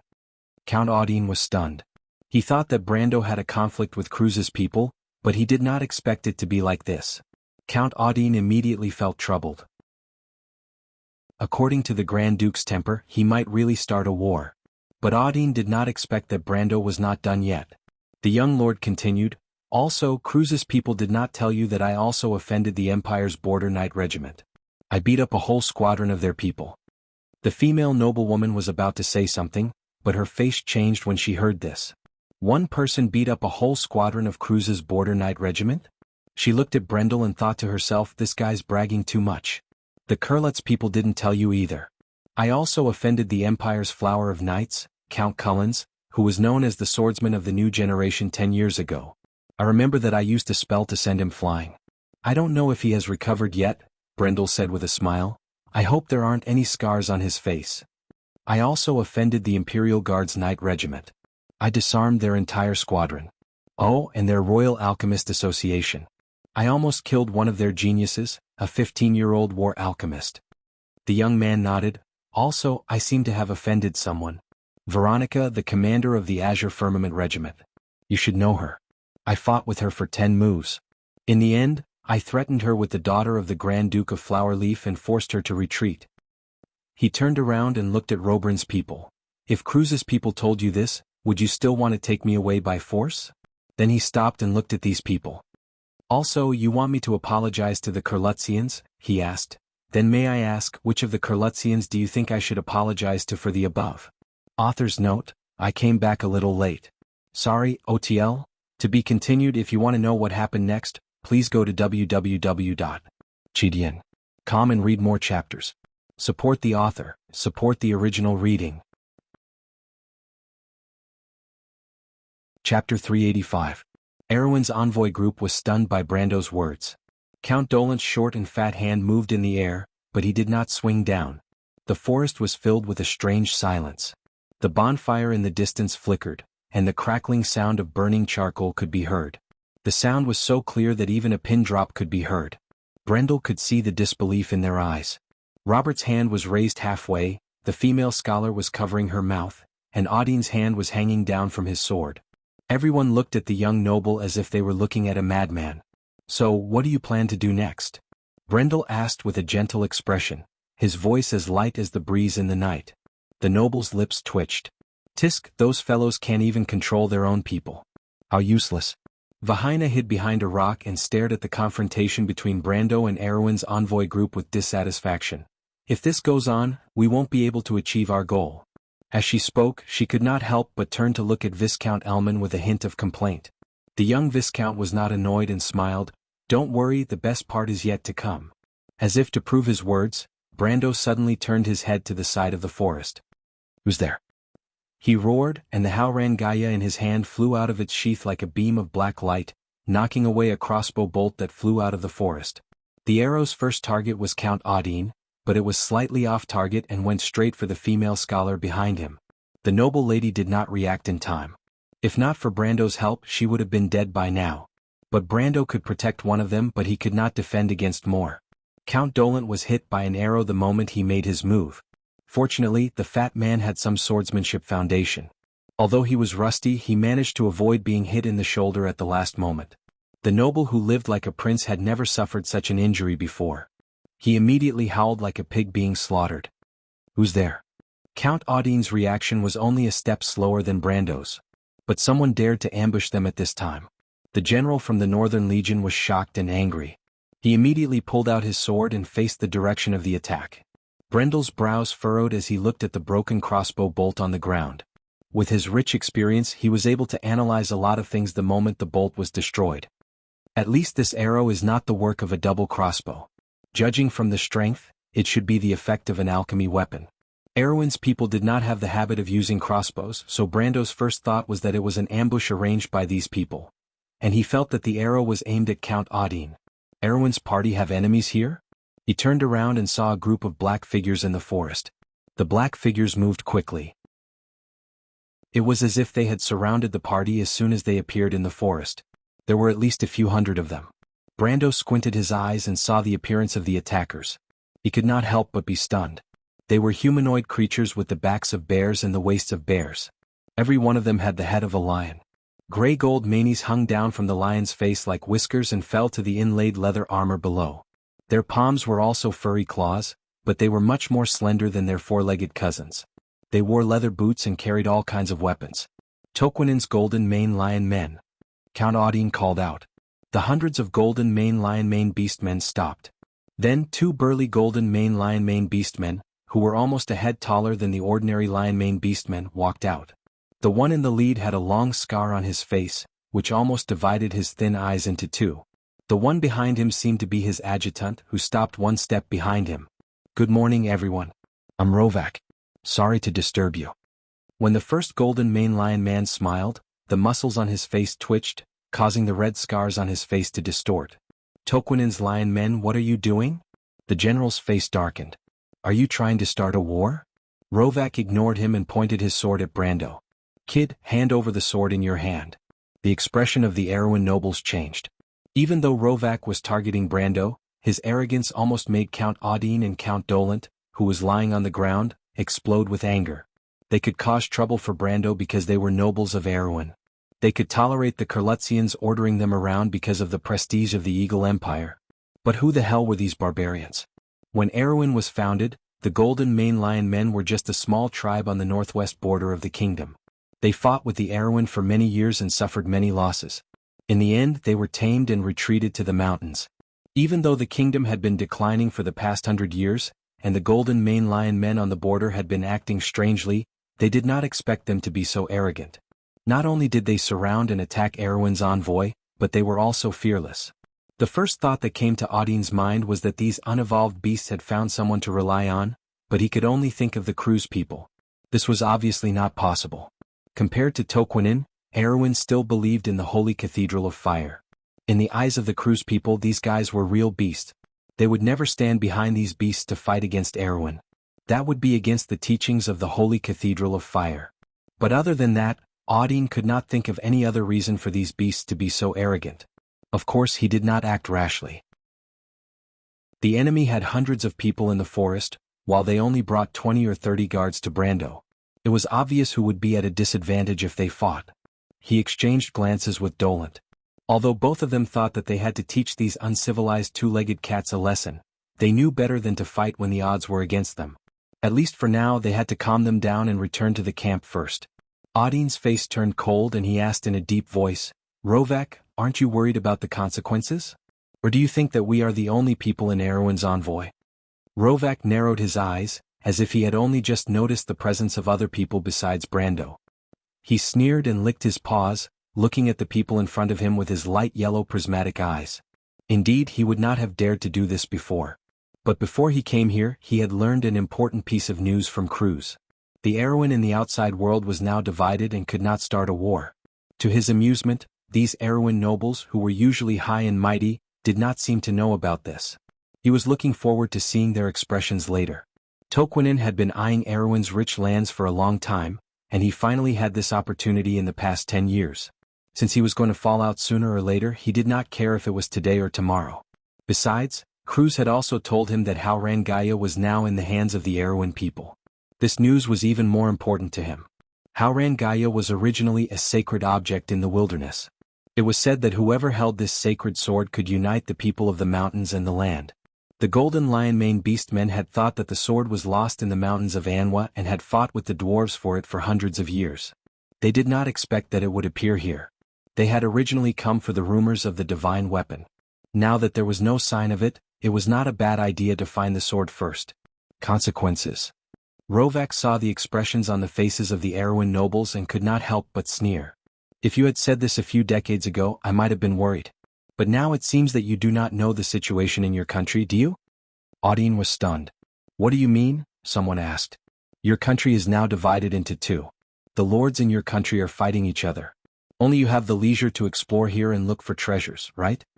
The tall Golden Lion-Mane Beastman smiled.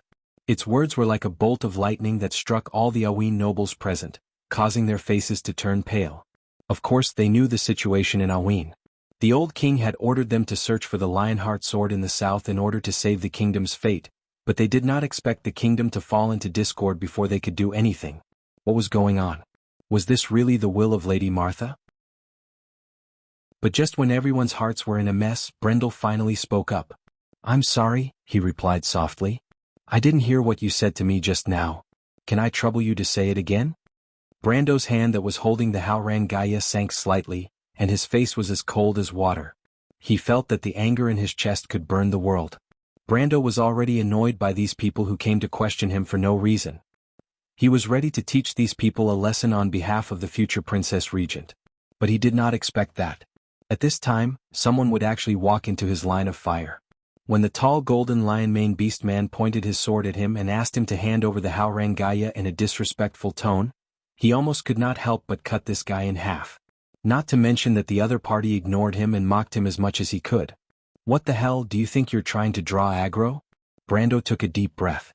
If this guy was trying to draw aggro, he had to congratulate him. He had succeeded. I say, Rovak was completely unaware of the approaching danger.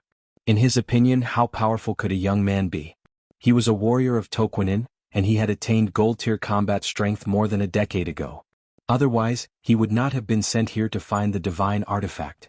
So in the face of Brando's threat, he just smiled casually and said, I want you to hand over the sword. But before he could finish his sentence, Brando had already shot a black line at him, and the young lord raised his hand. It was just one strike. To be continued. If you want to know what will happen next, please go to www.chidian.com. There are more chapters. Support the author, support the original reading. Chapter 386. I say. Rovak was completely oblivious to the approaching danger. In his opinion, how powerful could a young man be? He was a warrior of Toquinen and had attained gold-tier combat strength more than a decade ago. Otherwise, he would not have been sent here to search for the divine artifact. Therefore, in the face of Brando's threat, he just smiled and said, I want you to hand over the sword.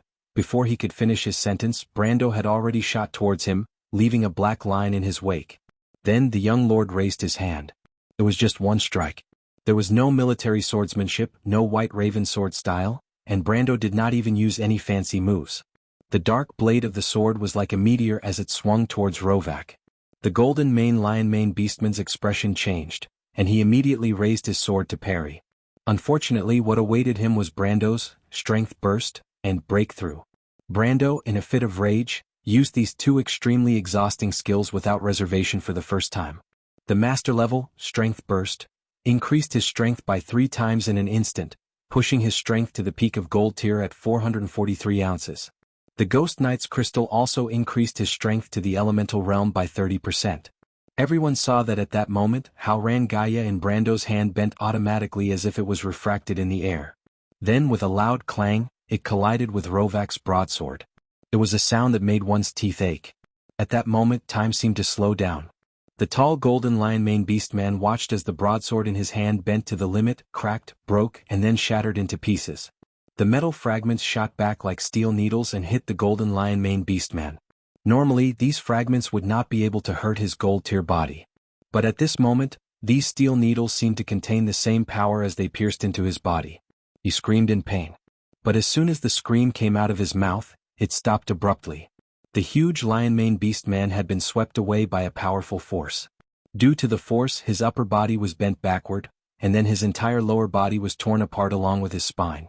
Then with a swoosh, he dragged his broken legs and flew far away. He shot into the forest, leaving a trail of blood behind him. There was a muffled sound.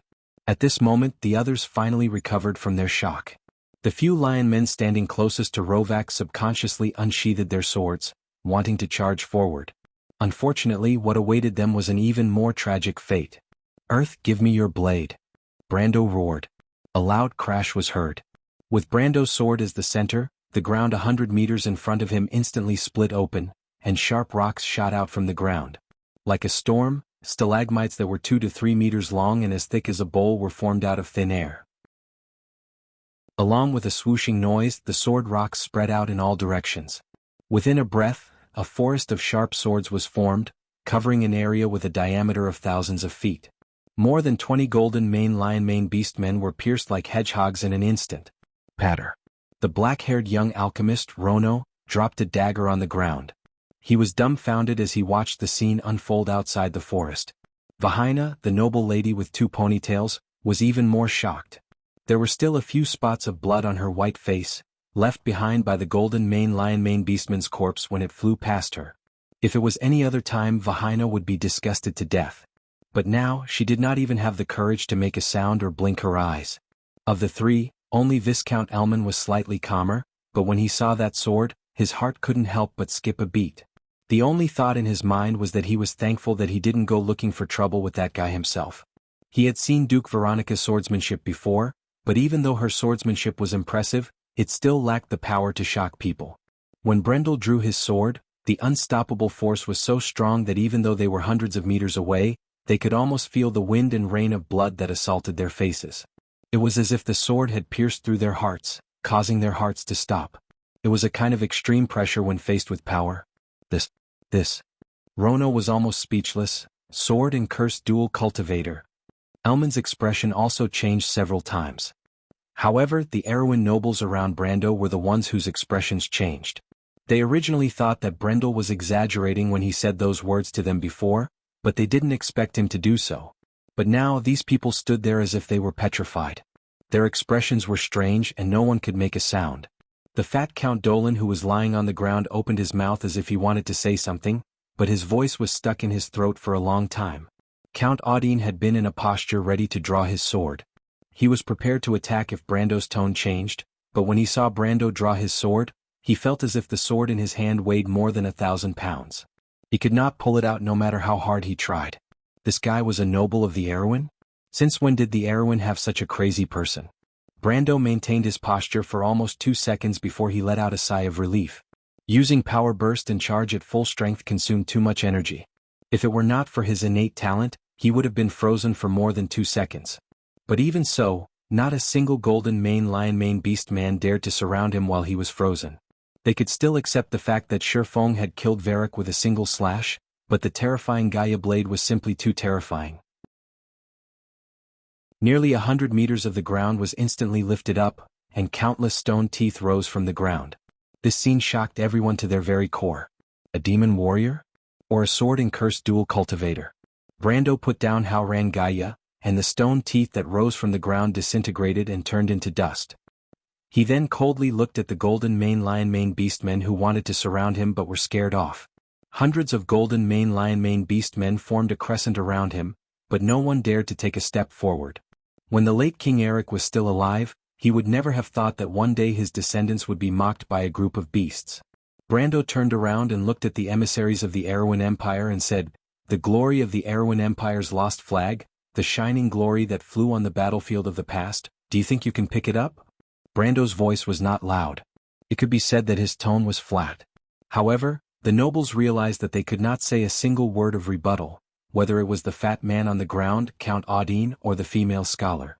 Dolent looked at the golden mane lion mane beast man of Toquinin, and then looked at Brando. He was unwilling to admit defeat, but he could not say a word. The female scholar lowered her head and did not answer. Only Audine silently drew his sword. At this time, the surviving golden mane beastman finally reacted. Although Brando's sword had shocked everyone present, it had also revealed his strength. Gold tier. Although the strength of a gold tier warrior in his early 20s was shocking, it did not change the balance of power on the battlefield. 1 or 2 gold tier warriors could not change the situation. The golden mane beastman knew that there were at least hundreds of silver tier warriors behind him, not to mention that he and his captain were also gold tier warriors. Among the humans, only this young man and Count Audine were gold tier warriors. The others were not even worth mentioning. The golden mane beastman thought. He had to end the battle before the druids arrived. Kill them. Avenge Lord Rovak. It let out a roar. The roar awakened all the golden mane beastmen. After a moment of commotion, the golden mane beastmen once again surrounded them. This time, however, they were not just facing Brando alone. The youths in the forest had already noticed the commotion when the emissaries of Erewhon clashed with Brando. People like Carglass, who wanted to see the world in chaos, had already rushed over. When Brando drew his sword, they knew that the battle was about to begin. The sound of swords being unsheathed could be heard. Count Audine walked to Brendel's back and tossed the scabbard aside. "Let's deal with these troubles first. There's a conflict here and my men will be here soon. We just need to hold on for a while." Brando replied without turning his head, "Hold on?" Count Audine was stunned. But Brando had already looked at the golden mane beastmen. "Carglass, Coden, Ropar, Scarlet," he shouted, pointing his sword forward. "Kill them all." "As you wish, my lord." This was Carglass' reply. "My lord." Scarlet seemed to have been waiting for this order. She stood in front of Brando, the lightning spear in her hand flashing with electricity. Another gold-tier elemental awakening. The golden mane beastman felt his eyelids twitch. But he soon realized that Scarlet was not the biggest threat on the battlefield. Ropar, the lord of the Fireclaw lizardmen, remained silent as usual. He only took a step forward, turned around, and used his huge tail to sweep the golden mane beastmen who rushed up from the left flank. Then, the tall lizard man swung his double-ended sword horizontally, and a row of golden mane beastmen were turned into charcoal at the same time. In just one exchange, the golden mane beastmen had lost a team. Then he raised his head and stood like a tall wall on the battlefield. The golden mane lion mane beastmen who were blocked in front of him were stunned by his imposing manner. However, Ropar did not waste time talking nonsense. He pointed forward with one of his 3 fingers.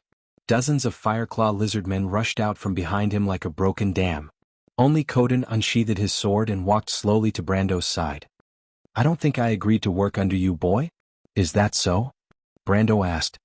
"At least I didn't agree to take orders from you. This is not my order." Coden was stunned. Brando glanced at Count Audine and asked, "Count, during the reign of the late king, was there anyone who dared to humiliate Erewhon's ambassadors?" he asked. Audine paused for a moment and shook his head. So, Brando's Halrangaya burst into flames, but he still turned around and asked, "Count Audine, how about we use our swords to give Erewhon an answer?" Audine looked at him and shook his head with a bitter smile. "No problem." Brando turned back to look at Coden. Coden did not answer. He just threw the scabbard in his hand, and a green breeze surrounded his body. Elman's eyes twitched. Elemental awakening, intermediate gold rank, another one. Since when did Erewhon have so many elites? P.S. I didn't know it would be so late when I went out this morning, so I posted 2 chapters at once. Also, tomorrow is the beginning of the month, you know. Have you prepared the tickets? To be continued. If you want to know the future, please go to www.chidian.com. There are more chapters. Support the author, support the original reading. Chapter 388. Scarlet, Audine, Ropar, and Coden were like 4 sharp blades stabbing into the Lion Beastman's formation. The Lion Beastman's formation was thrown into disarray, but it was only for a moment. Hundreds of silver-ranked warriors surrounded a few gold-ranked warriors, and it seemed like they had a chance of winning. The adjutant of the Lion Beastmen tried his best to keep his people together, hoping to turn the situation around with their advantage in numbers. But he soon realized that it was wishful thinking on his part. Even though they were all gold-ranked warriors, there was still a fundamental difference in their combat power. Scarlet was only a beginner gold-ranked warrior, but she was also the god of thunder's messenger. She had also absorbed the power of the golden apple. She was already showing signs of entering the middle ranks, and the golden apple was a product that strengthened the coordination of the elements. The electric arcs she controlled formed a dense curtain of lightning in front of her. The red-haired girl held an electric spear in her hand. She looked like a legendary knight who could control lightning. With a swing of her spear, several bolts of lightning would sweep into the group of lions. The lightning arcs crackled as they crossed a distance of over 100 feet, leaving a charred hole in the chest of the people who were pierced by them. But this was not the end. Scarlet became braver and braver as she fought, and she seemed to have entered the state of a god. White lightning surged out of her blazing eyes, and she was as majestic as the god of thunder. She did not even use her spear. She only needed to point her finger, and a bolt of lightning would turn a lion beastman into charcoal. Looking from the forest afar, one could only see the white lightning dancing outside. Scarlet stood in the middle of a group of lion beastmen like a god. The duke's daughter stared at all of this with her mouth agape, completely forgetting what they were here for. She only stuttered, "Is that the Lord of Thunder, the daughter of the King of Wind Elves, Cassus?" What a strong elemental perception. The black-haired boy's eyes reflected the white lightning. Elman's expression also changed. Although the red-haired girl looked like she was only a lower gold-ranked warrior, her combat power had already surpassed that of a middle gold-ranked warrior. At least, she was much stronger than the middle-aged gold-ranked swordsman. However, what really made him gasp was not Scarlet but Ropar and Brando. If Scarlet was the god of thunder, then Ropar was the god of fire. The double-headed sword in the hands of this tall lizard-man lord was like dancing flames. Even his body was set ablaze during the battle. However, Ropar did not mind at all. He was originally a creature from the fire elemental world. The Fireclaw lizard looked like a physical existence, but half of its body flowed with fire elements. Moreover, elemental lifeforms had long lifespans. Those who could become lords were all outstanding individuals who had stood out from countless battles. Ropar, the overlord of the scorching plains, had accumulated a wealth of battle experience in the fire elemental plane. As long as he drew his sword, a lion man would fall. The lion man tried to block the god of war with his gold-rank combat strength, but he did not expect the lizard to not dodge at all. Instead, the lion man took the lion man's sword head-on. The lion man raised his head in shock and saw the flames in Ropar's eyes rising. This was the characteristic of the Fireclaw lizards. They loved to fight and used damage to increase their strength. Ropar's HP dropped to less than half, but his strength also increased to the upper gold rank. The Lion Man swordsman probably did not expect his opponent's strength to increase by 2 ranks in an instant. At that moment he only wanted to pull back his sword to block Ropar's attack. Unfortunately, he did not manage to pull back his sword. Then, the flaming sword descended and turned him into a pile of charcoal. Ropar pulled out his sword without saying a word, bringing out a flame, and then casually threw the sword away. He watched as his subordinates were injured in battle and their strength increased layer by layer. Originally, there were 30 Fireclaw assault spearmen under silver rank. The 30 Fireclaw lizards had now reached the peak of silver rank. The Lionman could not stop them at all. The Lionman's left wing was forced to retreat, and for a moment, it looked like it was about to collapse. But at this moment, the Lionman's adjutant did not notice the death of his companions and the pressure on the left wing. He was sweating profusely as he dealt with Brando's attack. In his opinion, the young man was a monster. His aura was clearly that of a lower gold rank, but his combat strength was even more terrifying than that of a peak gold rank. If other people attacked with their sword aura would at most kill 1 or 2 meters away, but Brando raised his sword and created a fire dragon that was dozens of feet long. The young man raised his sword high, and the fire dragon climbed up his silver gauntlet like a golden whirlwind that wrapped around the Haurangaya. Then he swung his sword down, and a fire pillar that was dozens of feet long instantly engulfed the 34 lion men in front of him and crushed them into ashes. Even if a few escaped, there was a loud bang as the ground cracked inch by inch, and stone teeth pierced out, turning the survivors into hedgehogs. He only used one sword to open a hole in the center of the lionmen's formation. Brando took a step forward, and the lionmen from Toquinin immediately collapsed and retreated. The Lion Man's adjutant immediately screamed and ordered the Lion Man crossbowman to prepare to shoot. He intended to use long-range attacks to kill this terrifying guy. The Lion Men who came with Toquinen were all elites of the Altar of Earth, and even the crossbowmen were equipped with magic crossbows. When they heard the order, they took a step back and drew their bows. The arms of the bows were surrounded by a faint yellow glow, and it was obvious that the crossbows were enchanted with the power of the earth. Attack! The Lion Man's adjutant waved his hand. Accompanied by a sharp clanging sound, dozens of pale yellow rays pierced out of the forest in an instant. Their target was Brando, but unfortunately before they could get close, a fiery red shield suddenly appeared and turned them into ashes. The Lion Man's adjutant was stunned when he saw the flames around Brando and the failure of all his attacks. If he had the consciousness of a player, he would have cursed. By the name of Martha, just how good is this guy's equipment? Indeed, although Brando was only a lower gold, he could not withstand the buffs of his equipment and skills. At this moment he was only a little over level 30 in the Amber Sword, and was not even considered a first-rate player. However, the quality of his equipment and the number of skills he had were probably only comparable to the RMB warriors of the same era. Haoran Gaia, Crimson Blessing, Warrior's Ring and countless brass and black iron weapons. His defense and constitution alone were better than the knight of the same era, not to mention his attack power. Brando's current attack power was probably enough to put a berserker class to shame. After taking a round of crossbow bolts, Brando finally found the Lion Man's adjutant. He looked up and saw the sneaky guy. He forced the Lion Man to back off with his sword, then took out the shale longbow from his back and aimed at the Lion Man. Dust to dust, earth to earth, petrification arrow.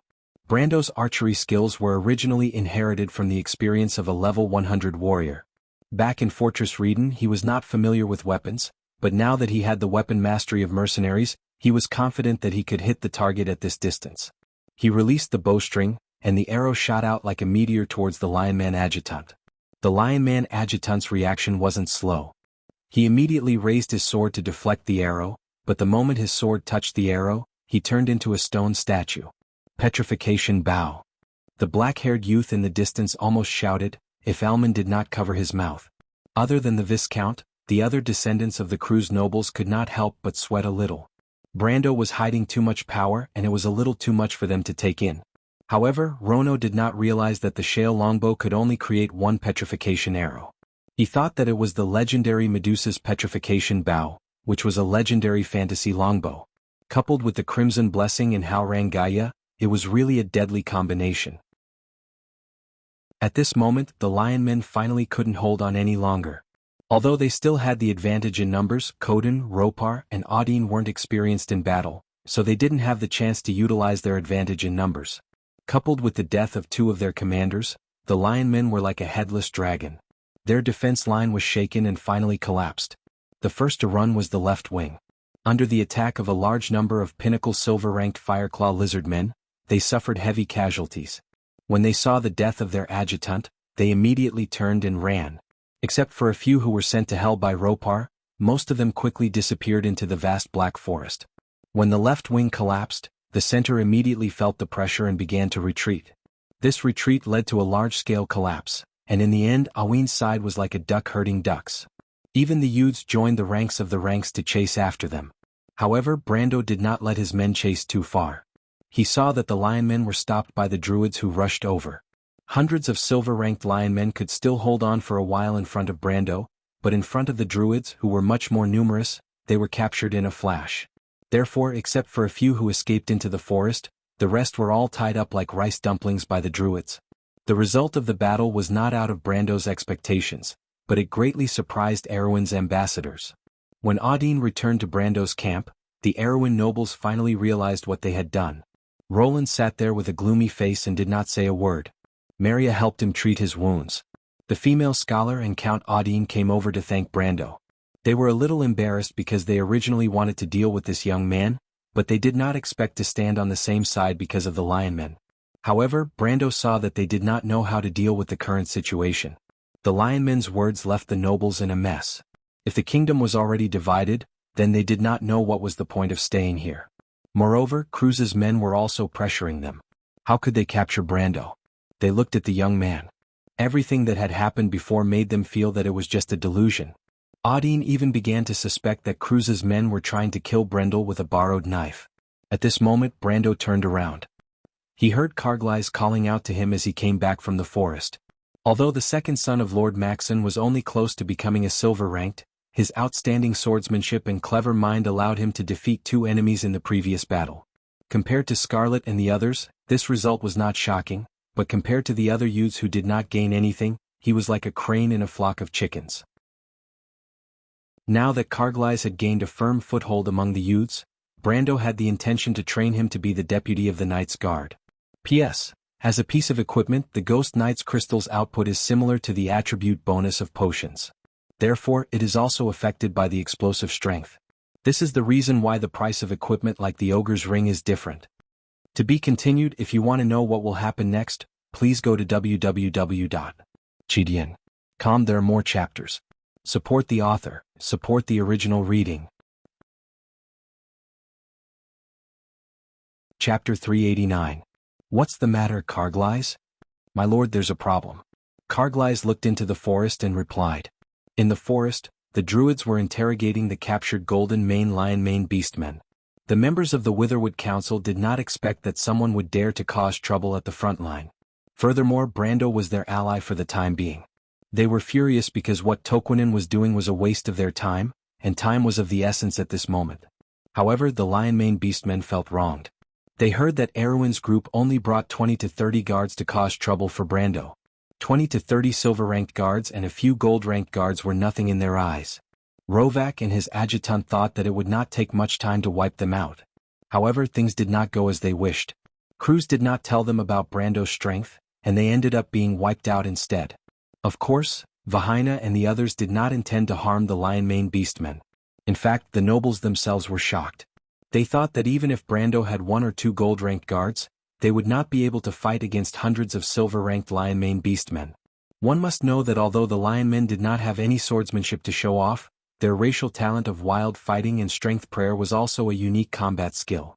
Therefore, the Lionmen's combat power was extremely strong, and ordinary human silver-ranked beings might not necessarily be their match. Unfortunately, Brando did not have any ordinary subordinates. The Fireclaw lizard men came from the elemental plane, and their fighting strength was no weaker than the Lion Mane Beastmen. Scarlet was the god of thunder, and was almost invincible among gold-ranked warriors. Not to mention she had absorbed the power of the Golden Apple. Coden, who looked the most ordinary among them, was an intermediate gold-ranked warrior. He was a veteran of the November War, and his battle experience was so rich that it made one's hair stand on end. As for Brando, his various skills and equipment had already turned him into a gold-ranked monster.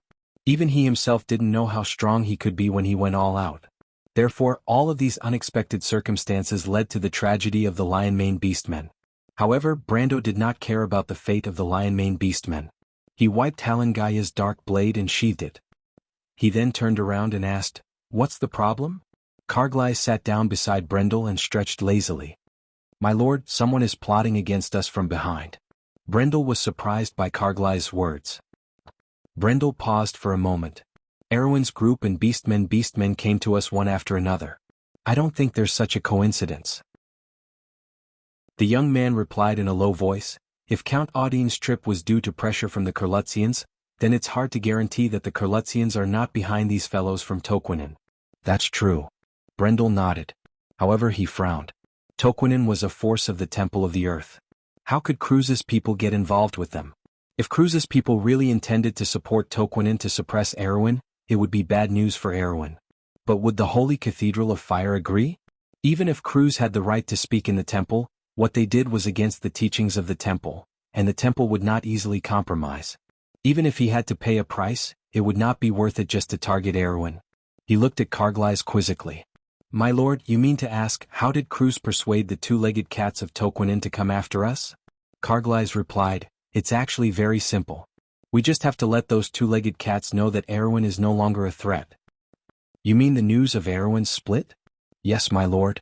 I don't think Erwin's envoys have any way of contacting the outside world, so how did those two-legged cats learn about Erwin's split?" Carglass replied, "Or is Toquinen's civilization already more advanced than Erwin's?" "Cruz's people." Brando shook his head and replied, Only Cruz's people or Buga's mages could do such a costly long-distance communication spell. However, Buga's mages had always been the Silver Folk, and there was no need for them to interfere.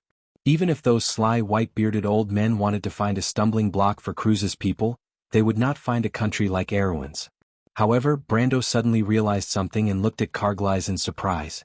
He was able to come to this conclusion because he knew the direction of history and knew more about the relationship between Cruz, Toquinin, and Erewhon than anyone else here. He also knew a lot of secret knowledge that was not known to the public. However, this young man from Maxon was able to come to this conclusion with only a few bits of information. His brain was too good. If it was someone else who repeatedly thought about the problem after it happened, they might be able to say that they were meticulous. However, this young man had clearly just defeated the Toquinin Lion Beastmen and already found traces of Cruz's people behind the scenes. Carglass even wondered if this young man had already thought of this when those two-legged cats appeared. Even though Lord Maxon is just an ordinary lord, his son is not an ordinary person. Brendel suddenly felt that it was a wise decision to recruit him. Even though Lord Maxon was just an ordinary lord, his son was not an ordinary person. He looked at Carglass and thought to himself, how could this young man not be famous in history? In the coming era of war and chaos, a young man like him should have made a name for himself very quickly. Could it be that he really died on the way to Vlada?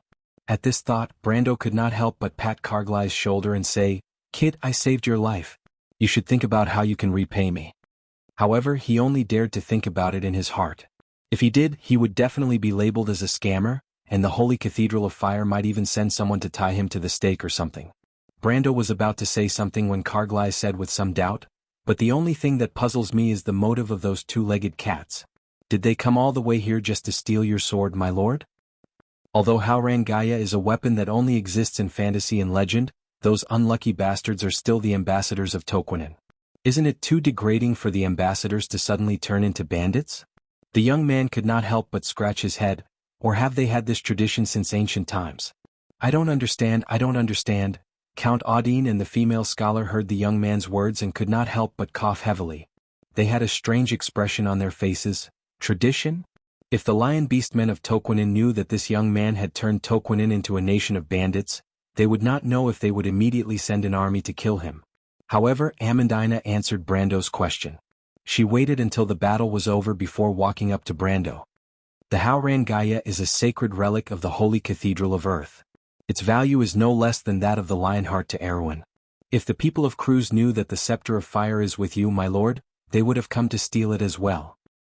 I see, Carglass said, then that explains it. It seems that the people of Cruz are behind this. No one should know that the Haurangaya is with my lord, and even if they knew, they would not have the motive to spread the news. Brendel nodded, but at the same time his face darkened. He had thought of this before Carglass did. He knew the background of the Haurangaya very well. However, the people of Cruz were really persistent. They would stab him in the back if they could not do it by force. This was not Veronica's style at all. If Veronica wants to deal with us, she doesn't have to do this. Amandina thought for a while. That commander doesn't have to play tricks. We are no match for her. Maybe she doesn't want to fall out with the Druids? The Druids aren't fools. That's interesting.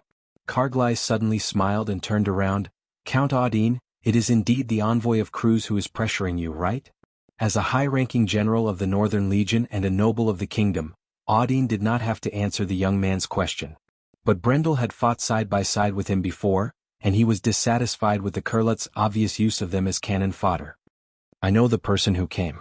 She is the daughter of the current Prime Minister of the Cruz Empire. So it is indeed Cruz's doing, but Veronica doesn't know about it? Amandina's eyes lit up. Brando nodded, but he was troubled by the fact that they could not confront the commander of the Azure Firmament.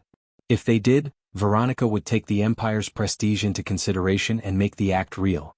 Even if she wanted to punish her subordinates for acting on their own, she would not let Erewhon's people off easily. So no matter how you look at it, Cruz's people are not going to let this go. Brando said. He was not happy with the fact that he had to deal with the calamity of wolves while dealing with the schemes behind his back.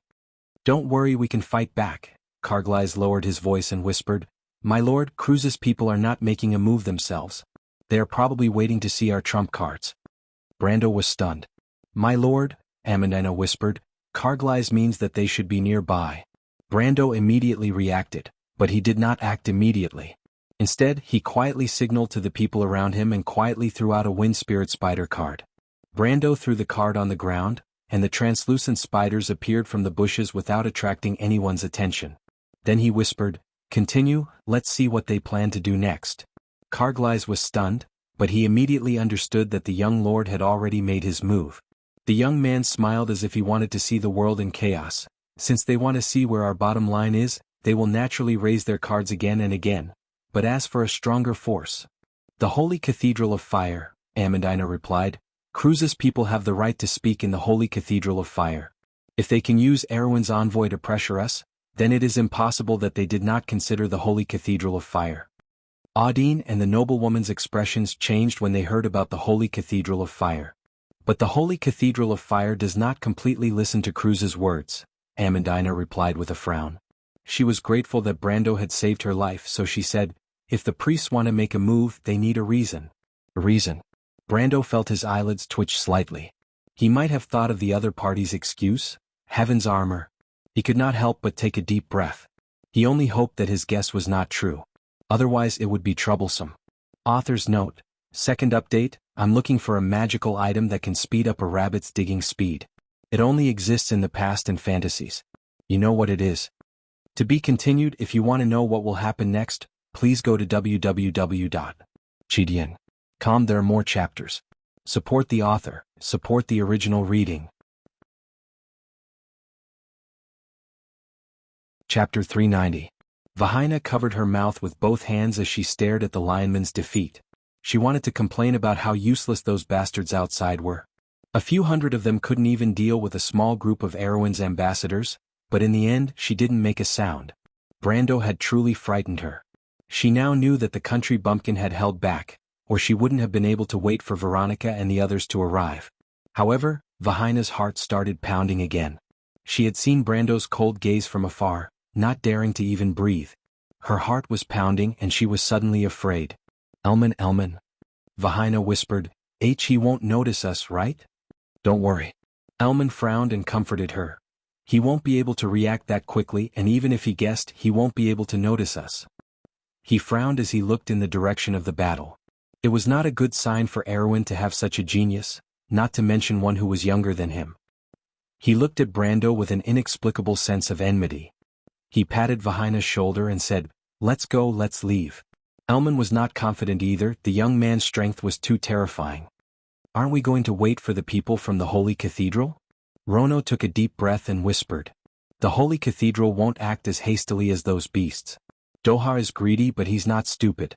Elman shook his head, but when he saw Vahina's mouth open, his expression changed and he quickly covered her mouth. "Don't make a sound." "Ugh." Vahina's eyes widened. "He's looking over."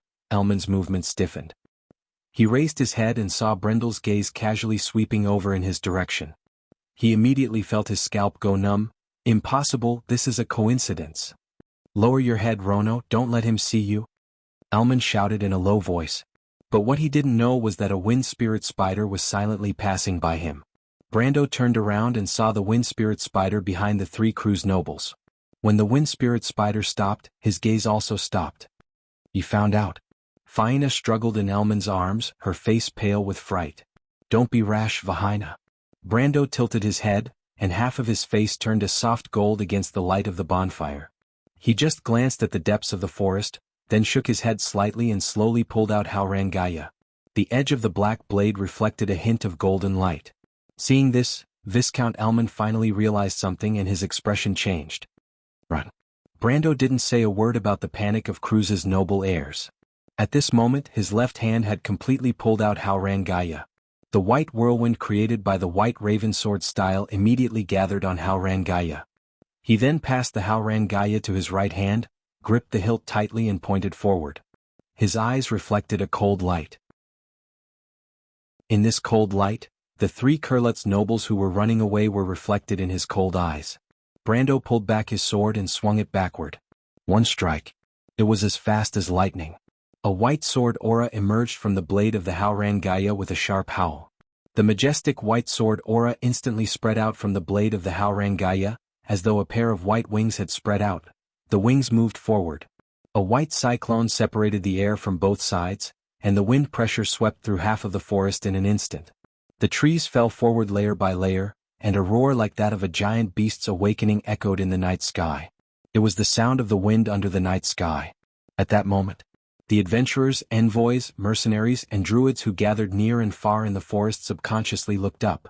Veronica was discussing the next plan with her officers, but when she heard the distant sound, her expression changed. She immediately looked up from the map in front of her.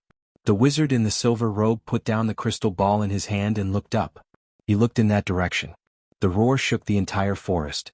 With the black night sky as the background, a huge, indescribable white cyclone swept through the forest in the north. It was like the dorsal fin of an ancient shark that swept through half of the forest. Then it gradually dissipated into the air. White Raven sword style. That's the little guy. What happened over there? Veronica's expression suddenly changed. She turned to her officers and asked sternly, "Where are Vahina, Rono, and Elman?" Delphian, who was sitting at the side, also changed her expression. The daughter of the Prime Minister lost all color in her face. Delphian. Veronica saw the problem at a glance. Did they go over there? The long-haired girl shook her head subconsciously, but when she saw Veronica's stern gaze, she froze and nodded with difficulty. Veronica's expression darkened. She walked up to Delphian and asked, "What do you know?" She nodded again. Asterisk smack. Asterisk, a loud slap rang out. Veronica took a deep breath and looked at the long-haired girl who was holding her face as she fell to the ground. "Why didn't you tell me?" Delphian covered her face. Blood flowed from the corner of her mouth and dripped down her white wrist. The crimson blood was as dazzling as an agate in the snow. The girl lowered her head and did not say a word. "I'll tell you later." Veronica snorted coldly. She was extremely worried that Brando would kill Elman, Vahina, and Rono. If that happened, Cruz might really start a war with Erwin. Although she threatened Brando with war, she knew that it was not the right time for the Empire to be involved in a war. Especially a war with Erwin. "Line up." Veronica glanced at the others coldly. "Follow me." Brando did have the chance to kill Elman, Vahina, and the black-haired young war alchemist. When he attacked, Audine and the noble female scholar did not even react in time. However, when they saw the three young men running around on the other side of the forest, their expressions changed instantly. Of course they knew who they were. Austin wanted to stop Brando, but it was too late. When he saw the terrifying blade aura coming out from the young lord's blade, he froze. His hands and feet turned cold. It's over. Although Austin was an experienced general, there was only one thought left in his mind. He could not imagine what would happen if Elman, Vahina, and Rono were killed by Brando. War was not a big deal. Erwin would definitely suffer Cruz's wrath. At the same time, the three young men had the same thought. Vahina was so frightened that she sat down on the ground and even forgot to cry. She only stared at the blade aura coming towards her. Elman's mind went blank.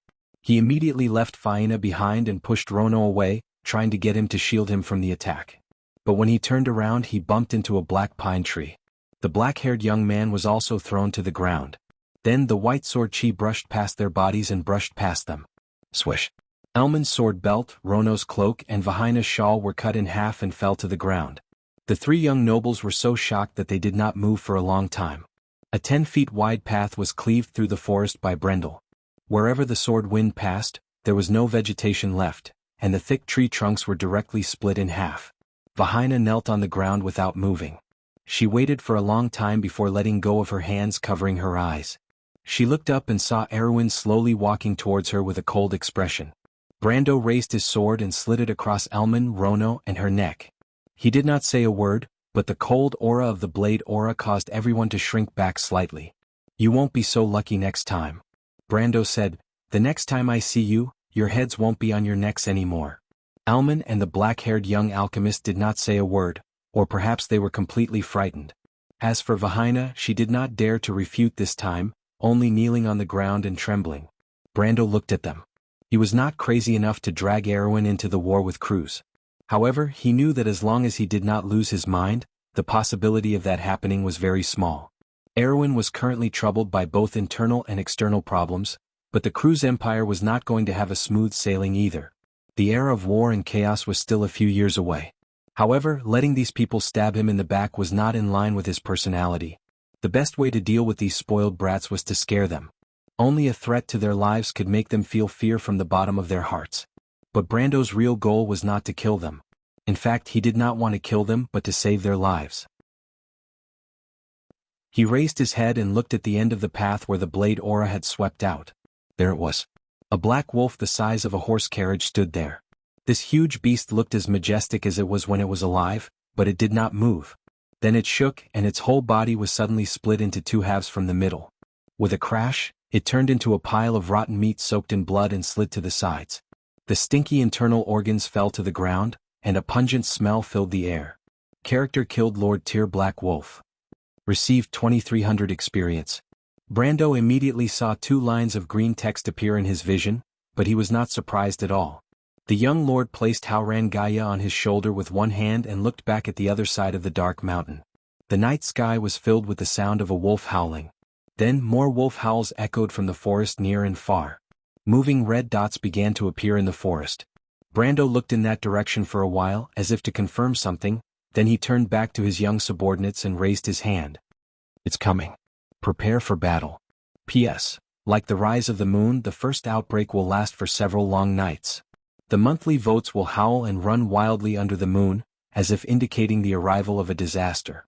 Therefore, the first disaster of civilization is the monthly votes disaster. Do you believe it? To be continued. If you want to know the future, please go to www.chidian.com. Support the author, support the original reading. Chapter 391. The black forest stretched as far as the eye could see under the night sky. The howls of the wolves echoed in the forest, echoing from afar. The howls got closer and closer, and the air seemed to be filled with the low growls of the beasts.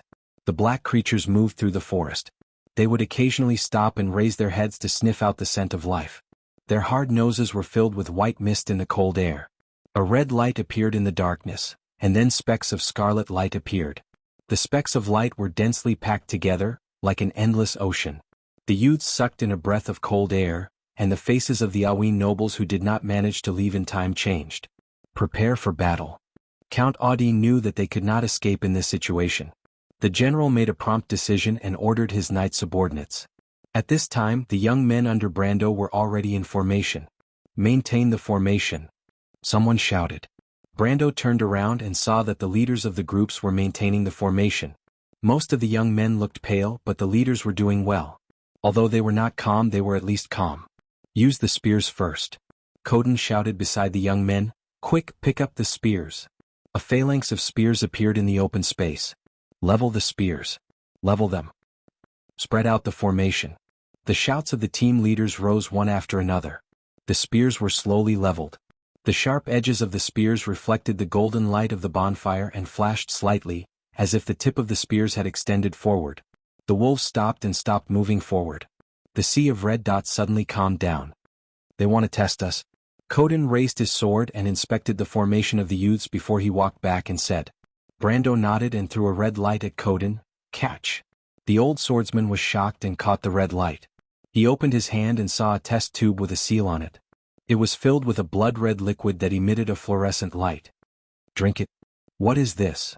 Dragon strength potion, Brando replied. Coden picked up the bottle with his thumb and index finger and shook it. I've used this before. It's only effective the first time, right? You think that crappy stuff made from dragon blood moss that you took is worthy of being called a dragon power potion? It's more like the bull strength potion. Drink it, I'll let you experience the true power of the dragon strength potion. Brando replied disdainfully. The bottle he threw at Coden was made from real dragon blood. The material used was the pseudo-dragon blood he bought from the Green Tower. Although it was not as good as real dragon blood, it was still better than the blood of the five-headed lizard. Brendel used the wyvern's blood to create 100 high-grade potions. Other than the ones he gave to the youths, there were more than enough potions for each of his subordinates. It was a pity that the cards were not affected by external items, and he could not use any items or potions outside of the cards. The five-headed basilisk's blood could be used to concoct even more potions.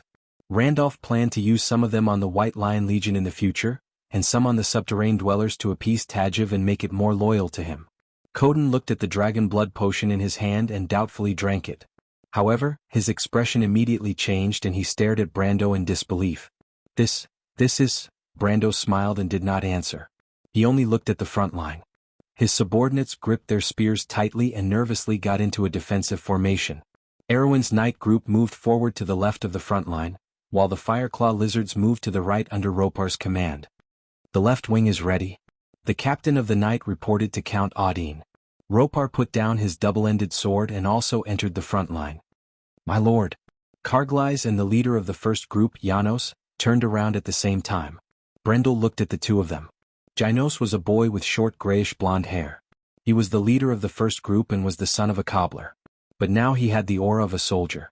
Brando pointed to his chest and nodded at them. Janos immediately understood. He took a deep breath and turned around. However, he immediately heard someone say to him in a mocking tone, "Yo, the leathersmith's son also wants to fight alongside us?" Janos turned around and saw a gray-haired young man wearing simple leather armor. He placed one hand on his waist and looked at him with a smile. He was the leader of the fourth group, a member of the manor called Roland. If it were any other time, Janos would definitely retort, but now he was not in the mood. He looked at the approaching monsters and felt the tremors of the earth. He nervously gripped his sword. Roland was rebuffed, but he wasn't angry. Instead, he looked at the tide-like black wolves and sighed softly. He came out to look for excitement, but the current situation seemed to be exciting enough. He raised his hand and said, "Dragon Strength Potion. Drink the Dragon Strength Potion." The group leaders ordered almost at the same time. The high-grade Dragon Strength Potion had been given out long ago, but because it was more effective to take it before the battle, Brando asked the young men to wait until now to take it. Thus, after receiving the order, the youths immediately took out the Dragon Strength Potion and drank it all. Under Coden's, Brendel's and Orthlus's guidance, they had barely reached the level of Iron ranked after a month. The effects of the Dragon Strength Potion on them were unimaginable. The youths felt as if they had just drunk a ball of fire, and their faces immediately turned red. Hiss, it's so hot, it's so hot. This feels so strange. It's as if my body is burning. They immediately started to make a fuss. However, most of the young men who started to make a fuss were immediately pulled back by the group leaders. Pay attention to your enemies, idiots. Focus, don't be distracted. The roars of the group leaders once again rose and fell on the battlefield. Behind them, Brando nodded and threw a bottle to Count Audine on the other side. Catch Count Audine. For me. Audine stood on the other side, vigilantly watching the black wolves' every move.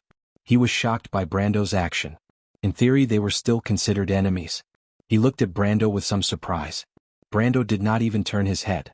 He just put down the Haurangaya on his shoulder and raised it high in his direction. Count Audine. Count Audine was stunned. Do you still remember, on the ancient battlefield, the six dukes' horns sounded, and the swallow-tailed flag fluttered high? Brando asked loudly. The young lord's voice spread far and wide in the night sky. Do you still remember where the long sword pointed, the glorious knight welcomed the enemy with a song, and the enemy was defeated? Brando turned his head and smiled at him. In the name of Erwin, in the name of the merciful lion. The count was stunned for a moment before he suddenly reacted. He pulled out his sword, but before he could speak, he suddenly heard someone shouting behind him. Swear by the sword.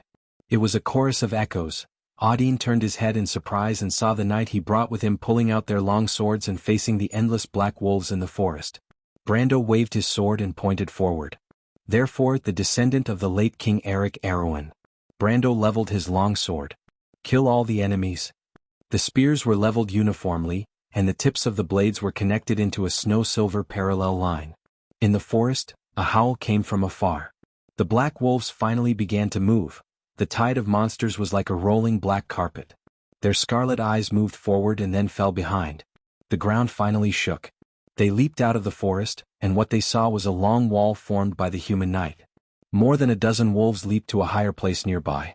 They raised their heads and let out a long howl. The howl was high at first and then it became low.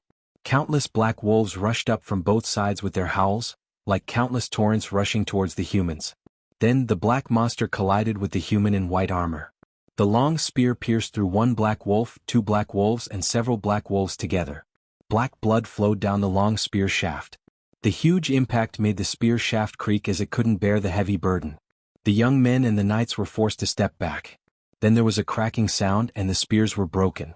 Sword. The young men immediately changed to their long swords. The front line was in chaos for a moment.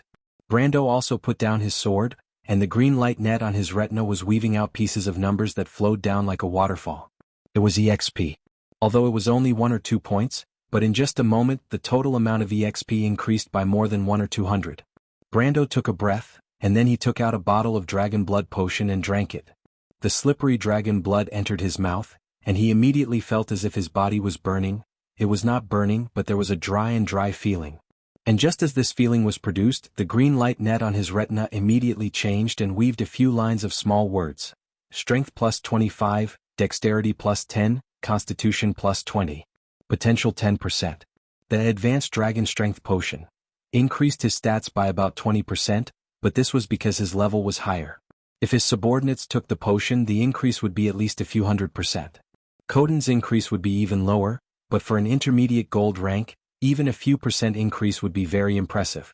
As for potential, it was actually the potion that did not have any effect directly. The potion would remain in the body and slowly transform it, but most of it would be expelled through the circulatory system. However, if one consumed the potion and immediately consumed the remaining potency in battle, the benefits obtained would be much greater.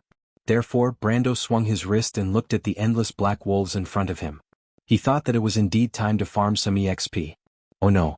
It was time for him to exercise his muscles and bones. Brando looked forward and snapped his fingers. Holy sword, open the way. A pair of huge green transparent wings that almost spanned the entire battlefield opened behind him. P.S. This is the first update of the day. Why would I say that this is the first update of the day? Strange? To be continued. If you want to know what will happen next, please go to www.gdn.com to read more chapters. Support the author, support the original reading. Chapter 392. That's Dragon Strength Potion. How can there be so much of it? The black-haired youth who was standing far behind almost bit off his tongue when he saw Brando's youths drinking the potion. Rono, what's wrong? The young lady of the flower domain seemed to have just recovered from her shock. She asked in a low voice, as if any louder voice would attract the attention of the ferocious Erwin country bumpkin. He treats the dragon strength potion like plain water. Rono said with disappointment. It would be better if he used it on a more talented knight. He said this because he was worried for the people of ancient times. What's so surprising about the dragon strength potion? Elman glanced at his comrade coldly. When he thought Brando was going to kill them, he pushed him away. Although it was an instinctive reaction, the Viscount knew that there was a grudge between them now. Instead of explaining, it was better to make a prompt decision. Although Rono was a genius, he only had the potential for the future. In the dark forest, he had plenty of opportunities to make him lose his future. When Rono heard his words, he turned to look at his comrade. Unlike Elman's indifference, the black-haired youth had contempt written all over his face. Elman's previous actions made him angry and disdainful. What do you know? That's a genuine dragon strength potion. The one you took was trash compared to the one the youths took. If I'm not wrong, the purity of the potion might be genuine dragon blood. The black-haired youth did not hide his disdain. Elman took a deep breath, but he did not show it on his face. He only looked coldly at Brando. Alright, it's about time to go back. It'll be too late if we don't leave now, the Viscount said again. It was not easy for him to say that this trip was a mistake. However, this was the proposal of the little princess of the flower leaf territory. Even if there was a problem, he had to take the responsibility. Unlike Rono, he had seen many geniuses, but there was only one successor to Duke Manderhill. He was willing to take the risk to come here just to please this little princess. But Brando's sword had almost destroyed his perfect image. At that time he thought he was going to die. Since he was going to die, then being an alchemy genius and being the daughter of the flower and leaf collar was meaningless. At the moment of life and death, one's own life was still the most realistic. However, he didn't expect that the damned Erwin would only give them a warning. Elman took a deep breath with a cold expression. Fortunately, the young lady was too scared to notice anything. Although Rono had a grudge with him, he wasn't the kind of person who liked to gossip. However, Viscount Elman still felt uneasy that his weakness had fallen into someone else's hands. He looked at Rono as if he was looking at a corpse. Look over there. Vahina yelled. Everyone felt a faint light under the night sky. A pair of huge green transparent wings that almost spanned the entire battlefield opened up. However, those weren't wings made of light. Instead, they were miniature magic arrays. The wind spirit spiders appeared in the air one after another, each holding a golden holy sword. The light wings turned golden in an instant. Everyone sucked in a breath of cold air. Although this wasn't the first time some of them had seen this scene, under the night sky, there were countless sparkling golden holy swords hanging upside down in the sky. Compared to the spectacular display during the day, it was even more fantastical. Count Audine raised his head, almost petrified. The Erewhon nobles behind him were even more shocked. What was this? Was this a spell? Their gazes fell from the huge screen of light in the sky to Brando. Was this a spell from that young man? But wasn't that young noble a gold-ranked swordsman? This wasn't a spell from a magic swordsman. Or was he a spellcaster? Brando didn't care about other people's gazes, or perhaps he was already used to it. He only pursed his lips and pointed Haurangaya forward. Lower your heads. Lower your heads. His lordship has begun his attack. The group leaders understood and immediately shouted. On the other hand, the knight on the side was slightly stunned. They subconsciously turned their heads and saw a dazzling light in the sky. The white light was so dazzling that everyone squinted their eyes. Then a beam of light pierced through the sky. The beam of light pierced straight down, like a sharp sword piercing through the body of a black wolf. A single black wolf had the strength of a peaked dark iron, but under the attack of the holy sword, the defense of a peaked dark iron was as weak as a piece of paper. The beam of light first burned through the black wolf's fur, and then turned its innards into ashes. The black wolf was still pouncing forward, but with a poochie, it exploded into a pile of broken cotton in midair, turning into ashes that fluttered and drifted down. Following that, more beams of light rained down. Some of them brushed past the heads of the knights, and the terrifying power caused everyone to shrink back in fear. But the black wolves that were targeted by the beams of light were not so lucky. Almost every time a beam of light flashed, it would take away the lives of 2 or 3 black wolves. Brando commanded the dragoons to sweep across the front of the formation 2 or 3 times. It was as if a golden hand plowed through the tide of black wolves 2 or 3 times. The number of these monsters was reduced by more than half in an instant, and the first wave of attack of the black wolves collapsed instantly. Brando could get 7 or 8 EXP for each black wolf he killed, and this round of attack gave him nearly 300 EXP. As the attack of the black wolves weakened, the young men and the knights suddenly felt the pressure lifted. They immediately heard Brando shouting from behind, "Attack forward!" Austin was shocked. His original intention was to retreat while fighting so that he could meet up with the main force of Erewhon's envoy group, or at least retreat to the defensive line of the druids behind. "My lord," he shouted. "Brando Baron Abes," Brando replied. "Mr. Baron," Austin shouted, "we have to retreat. It's not safe in front." Brando smiled and pointed forward with his sword. "Erewhon will never retreat." Austin was stunned. He thought that the young man had lost his mind. Although they had a large number of silver-ranked warriors under their command, in the face of the endless tide of wolves, they were just a stone in the sea. "My lord." At this time, Dolent ran up from behind. Although he looked down on Brando at first, at least the latter had helped them teach those arrogant Toquinen beasts a lesson. This made him feel a little better about Brando. But Brando's decision was too shocking. There were only 20 or 30 of them. If Brando insisted on moving forward, they would have no choice but to follow Brando. Seeing the black wolves swarming out of the forest like a tidal wave, Dolent felt the ground trembling beneath his feet. It wasn't a good feeling at all. This wide and fat fellow endured the pain in his scalp and loudly advised, "Sir Baron, please calm down. If we go any further we will all be torn to pieces." But Brando shook his head. "Count Dolent, you are wrong. We won't." He pointed to the right. "Look, our reinforcements are here." Dolent was startled. He quickly looked in that direction. In that direction, a small group of black wolves had bypassed their camp and tried to outflank them. But at this moment, they seemed to have been attacked head-on and were fleeing in panic. There was a flash of light in the forest. It was a silver spear that reflected the light of the torches. The earth shook as a group of snow-white centaurs charged out of the forest. They wore silver armor, carried spears on their backs, and held bows that humans had never seen before. They chased after the black wolves and shot them down. Every arrow. A black wolf rolled on the ground and stopped breathing. Many of the centaurs had druids and cloaks of grass on their backs.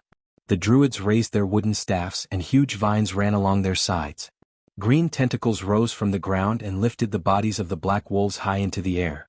Then they threw the bodies of the black wolves into the fleeing pack. Many of the black wolves were smashed into the ground. They struggled to get up, but the centaurs caught up with them and killed them with a single shot. There were at least a few hundred centaurs. When they charged at the edge of the forest, they were like a group of heavy cavalry.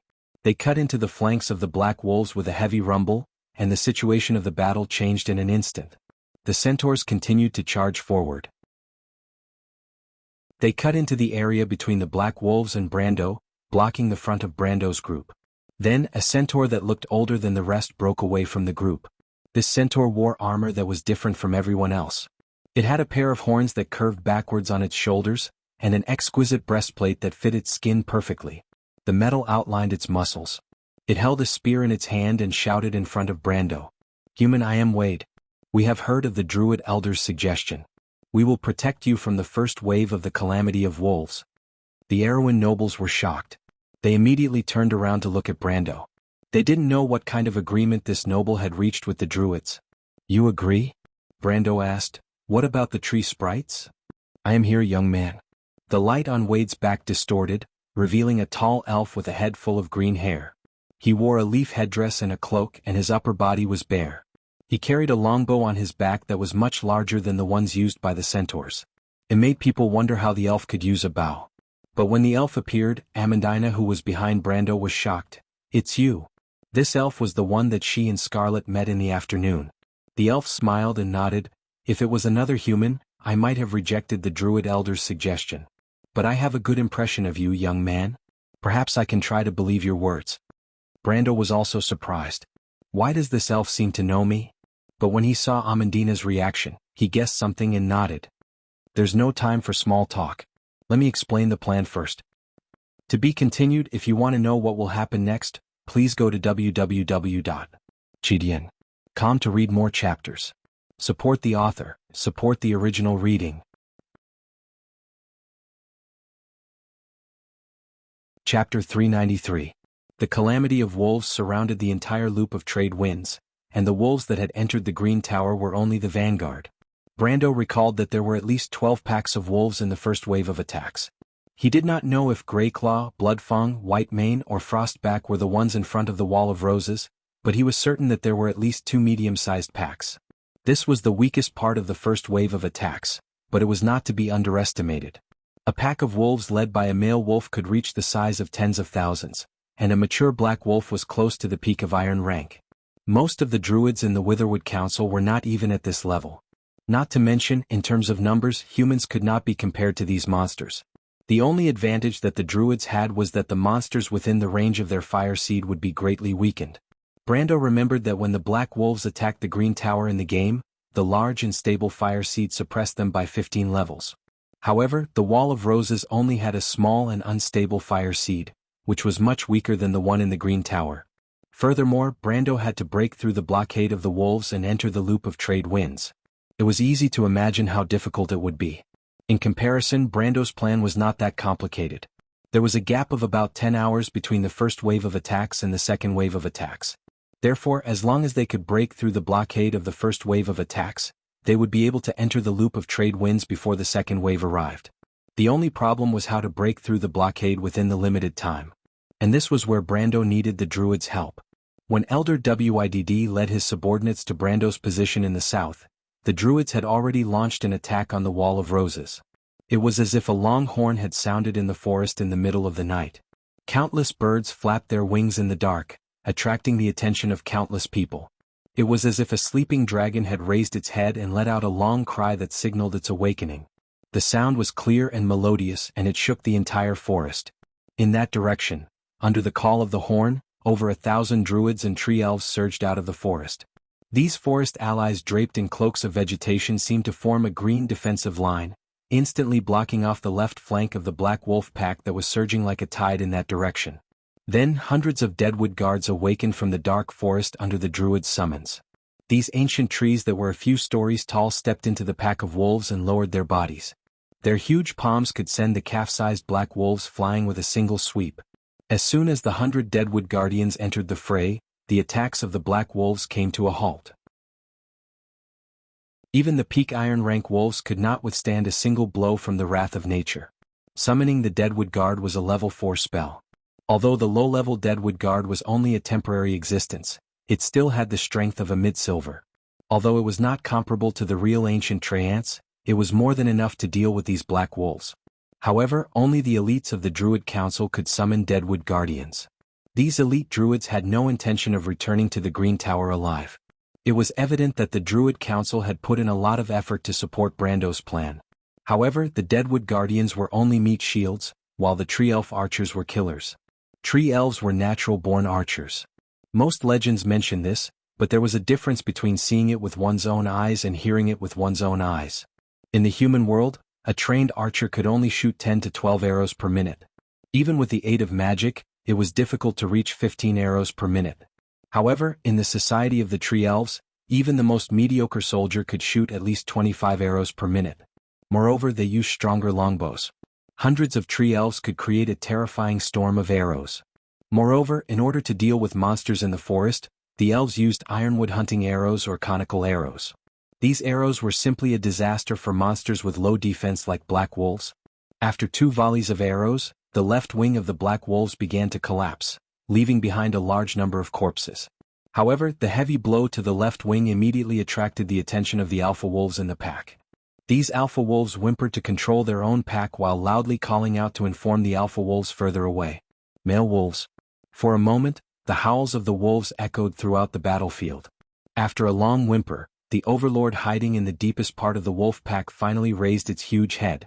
The druid's sudden attack had disrupted the attack of the wolf tide. The king of the wolf pack finally realized this and raised its head. It howled to the sky. A clear howl that was different from all the other wolf howls resounded throughout the battlefield. Looking down from the sky, the majestic wolf tide immediately began to turn under the leadership of hundreds of alpha wolves. They were originally going to cut into the wall of roses, but now they were like a huge spiral that began to slowly rotate. The situation of the battlefield changed. But while the druids attracted the attention of the alpha wolves, Brando was not idle. He immediately commanded the centaurs, tree elves, and his subordinates to kill a bloody path from the side of the wolf tide. He was followed by Erwin's envoys because Count Audine saw that persuading the so-called Lord of Abies was ineffective. He had no choice but to follow. It could not be helped. There were only 20 to 30 guards in their group. It was almost impossible for them to retreat back into the Wall of Roses defensive line. And it seemed that the centaurs and tree elves were not willing to escort them back. They realized that their title as Erwin's envoys was not enough to deter these barbarians. But what made them feel a little better was that at least Cruz's people did not get any benefits. But the tree elves and centaurs treated Brando with great respect. In fact, this was a euphemism because the centaur elder Wide and the tree elven leader, Quinn, only had a short discussion before they handed over the command to Brando. Count Doland had wanted to go to the front of the group to ask Brando to send them back, but he was scared by a black wolf halfway and quickly retreated to the middle of the group. From then on, he did not say a word about this proposal. And at the front of the group, Brando's troubles were no less than the nobles. The centaur elder Wide led hundreds of centaurs to clear a path through the waves of black wolves. At first, the pressure was not great. According to Brando, the black wolves were nothing in front of the centaur elder. But as they approached the thorn ridge on the east side of the Wall of Roses, the situation gradually changed. "Look over there." Brando heard a squeaking voice behind him. He didn't need to look back to know that she was the daughter of the flower and leaf collar from the Kurlutz Empire. At least the 3 Kurlutz youths weren't stupid enough to follow them. Although it was a little awkward, at least they could save their lives. Brando looked in the direction Vahina was pointing and raised his eyebrows. He thought that the young lady was making a fuss over nothing, but he did not expect to see something worth paying attention to. He saw a dense pack of black wolves in the north. A few giant wolves were clearly taller than the other black wolves around them. They were charging towards them with their pack. Lord-tier black wolves? 1, 2, 4, 5, 6. Brando counted 6 black wolves from the nearest direction, and there were 5 more in the distance. The appearance of 11 mini-bosses made his heart sink. It was not strange for alpha wolves to appear in a pack, but it was unusual for so many of them to appear at the same time. Brando immediately looked around to see if there were any traces of a male wolf. Logically speaking, the appearance of so many boss black wolves in the vicinity must have been ordered by the male wolf. But he did not hear the male wolf's howl that was different from the other black wolves. Did he make a mistake? Or was the male wolf nearby? But when he looked around, he did not find the male wolf's unique figure. Brendel knew that his perceptive sense had reached 25 ounces, and even if it was night time, there should not be any blind spots within a few hundred meters with the help of the dim light. But to be safe, he still looked around carefully. There was indeed nothing. But Brando was not at ease. He immediately shouted towards the group of centaur elders, "Elder Wade!" The centaur elder was currently piercing the head of a black wolf with his spear. He immediately turned around and looked at Brando with a questioning gaze. "Do you see that?" Brando pointed towards the direction of the black wolves and said loudly, "Those black wolf Lord Tier black wolves are on your left." The centaur elder immediately nodded. Although it was his first time experiencing the wolf's calamity, as the highest commander of the centaur elders, he had plenty of battle experience. "What's wrong?" he asked. "Tell your men to back off," Brando ordered. He wanted to see the black wolf Lord Tier black wolf's reaction. It would be best if he could capture the position of the male wolf when it gave the order. Although Wade was puzzled by Brando's sudden order, the centaur elder did not say anything. He immediately blew a whistle, and the hundreds of centaurs immediately changed their formation and moved closer to Brando's side. The young men under Brando couldn't help but sigh when they saw this scene. It was their first time on the battlefield, but they were still greatly shocked by the tree elves and centaurs that only existed in legends. At the same time, the lord who could give orders to the tree elves and centaurs was even more unfathomable. "Those big guys are called Black Wolf Lord Tier Black Wolves? What a strange name." Brando immediately heard the young lady behind him ask curiously, "What does that mean? Is it the same as the human Lord Tier Black Wolves?" "Hey, I'm asking you too. Erwin people." She couldn't help but shout when she didn't get a response from Brando. Brando turned back to look at the young miss in annoyance. Although he didn't say anything, the words "Am I that close to you, young miss?" were written all over his face. Seeing Brando's expression, Vahina managed to hold her breath. Who would dare to treat her like that when she was in the Empire? However, this young lady's sharp eyebrows were raised all the way to her forehead. She widened her eyes in shock, but in the end she did not dare to point at Brando and say a single word. "Tiske, forget it if you don't want to say it." In the end, the young lady grumbled in a low voice. Of course, her voice was so soft that she was afraid that Brando would hear her. Author's note: originally I wanted to have a few more days of Outburst, but in the end I got stuck in the plot yesterday. Luckily, I was able to break through the bottleneck after one day of Outburst. It seems that talking about Outburst without a draft is a little unreliable. From tomorrow onwards, I will continue to prepare the draft. Let's see if I can give you guys a surprise in a few days. If you want to know what will happen next, please go to www.chidian.com. There are more chapters. Support the author and support the original reading. Chapter 394. Brando could not be bothered with the spoiled noble's daughter. He raised his head and looked in the direction of the pack of wolves. As soon as WIDD's centaur guards retreated, the black wolves became restless. In just a few moments, the beasts had surrounded them. The 11 black wolves were like sharks swimming in a black tide.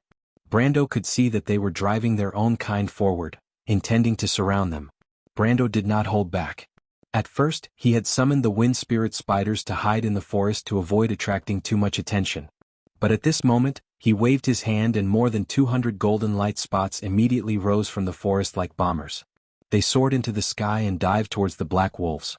Every time they swooped down, a golden beam of light would appear. Brando did not hold back this time. He directly launched a round of attacks. More than 100 beams of light flickered in the night sky. Every time they flickered, a few black wolves would turn into ashes. He looked expressionlessly at the number of experience points flowing down like a waterfall. It looked spectacular, but in reality there was not much experience points. It was just that the source of experience points was a little shocking on the battlefield. The golden beams of light were at their densest, almost weaving into a large net. Under Brando's command, the net of light slowly extended backwards. Any black wolf that passed through the net of light would immediately be set ablaze and turned into a dazzling ball of fire. For a moment, the fire within the pack of wolves rose and fell one after another, forming a dazzling field of white light. The black wolves that were set ablaze continued to move forward, but after a few steps, they would turn into a ball of burning tar. Countless black wolves repeated this process, and finally the net of light flickered slightly and then disappeared. The whole process lasted only a blink of an eye. In the next moment, WIDD and his centaurs stopped at the same time. These centaurs had seen the most tragic battles in the Black Forest. They had even fought against dragons before. But this time they could not help but suck in a breath of cold air. From where they stood, the net of light extended for nearly 100 feet. The pack of black wolves that had been as dense as the tide had all disappeared, leaving behind only an empty expanse of charred ashes. In less than a breath's time, hundreds and thousands of black wolves were annihilated. Even the black wolves in the distance were frightened by this terrifying attack and became hesitant to move forward. 5250 experience points. Brando remained unmoved. He once again paid 2 Earth EP to replenish the Holy Sword Technique's consumption. The Wind Spirit Spider glowed brightly in the air, as though it was waiting for the Black Wolf Lords to make their next move. However, the Black Wolf continued to linger. Let's hurry and advance. Brando heard Wade ordering his subordinates from afar. Indeed, this was a once-in-a-lifetime opportunity. But that was not what Brando wanted to achieve. He raised his head and looked past the black waves. Beyond the limits of his vision, he saw the foggy areas on the battlefield. Beside him, Quinn, the leader of the Tree Elves, also looked in that direction. There's an alpha, Quinn said. Brando nodded. The wolf pack's reaction proved that. He didn't use Holy Sword Technique to open up a path through the tide of black wolves, that was Elder Wydd's mission, but to see how the wolves would react. But the black wolves' reaction was quite reasonable. But Brando knew that the real monsters were not like this. Monsters were creatures that were distorted by magic, especially low-level monsters like the black wolves. They were violent and lacked intelligence. They would never retreat when attacked.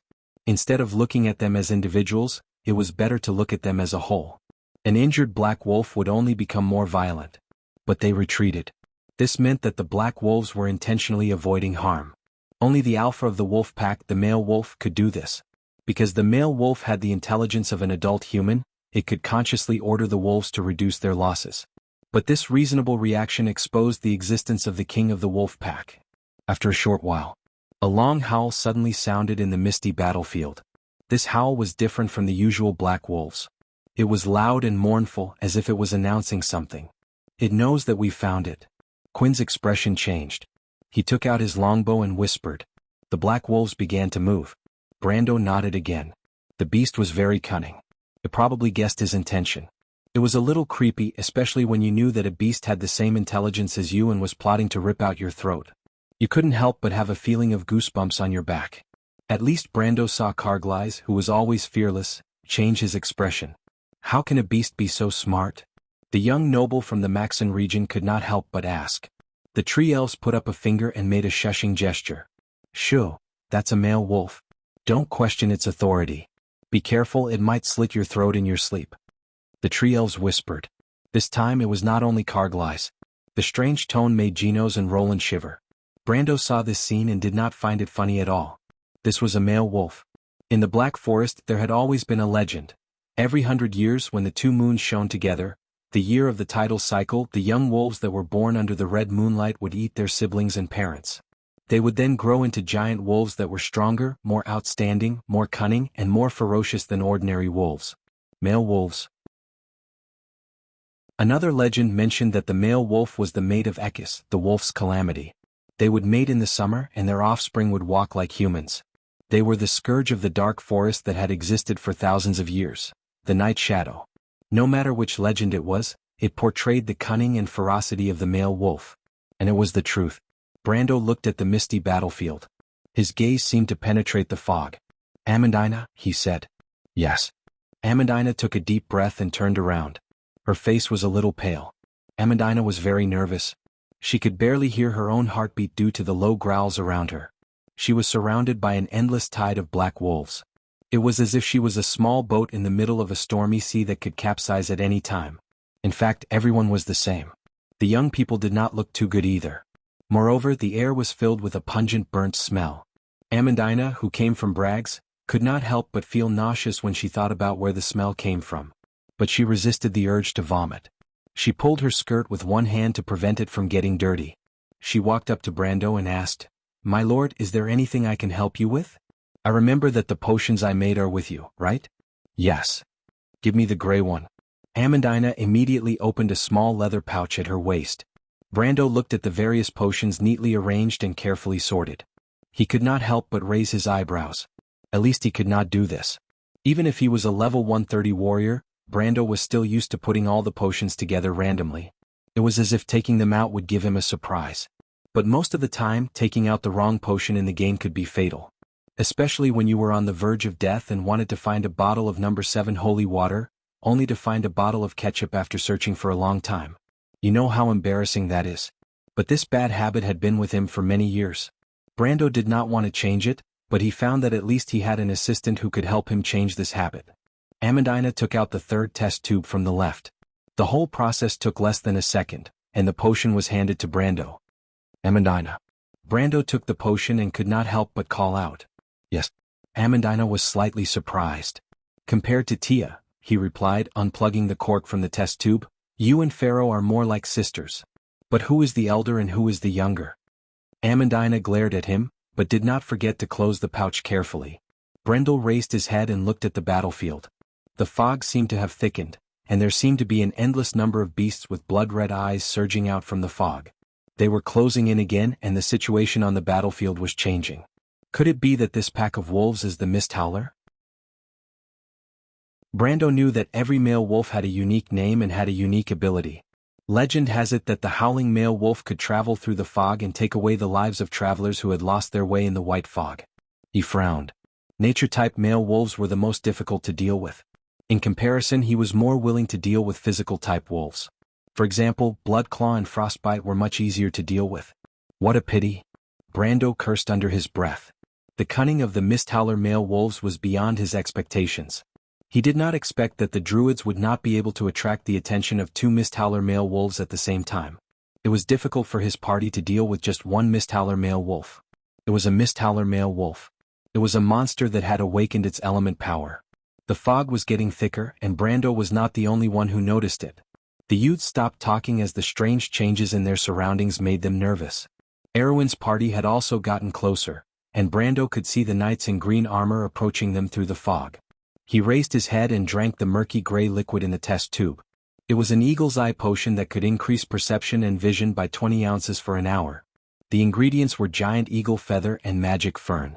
These 2 ingredients were as expensive as cabbages in the Green Tower, but the potion itself was very useful, so Brando had made a lot of it.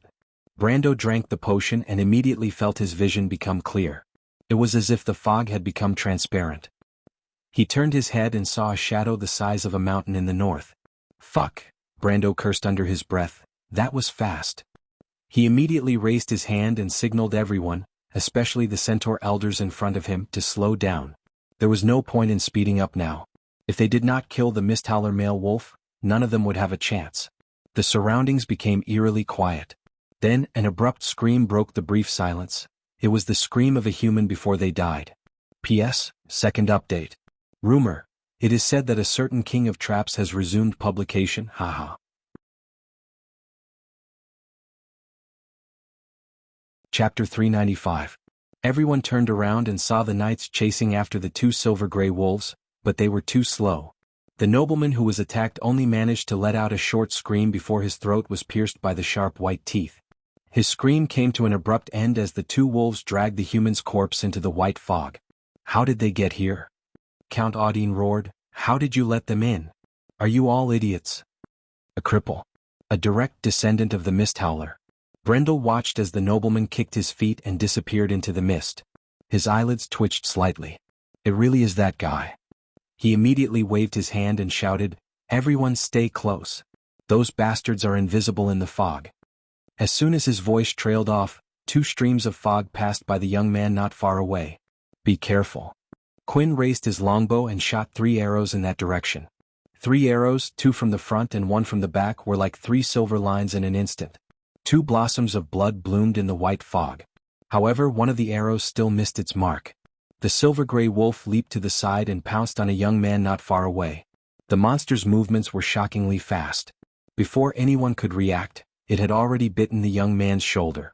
With a scream, the wolf tore off half of the young man's body.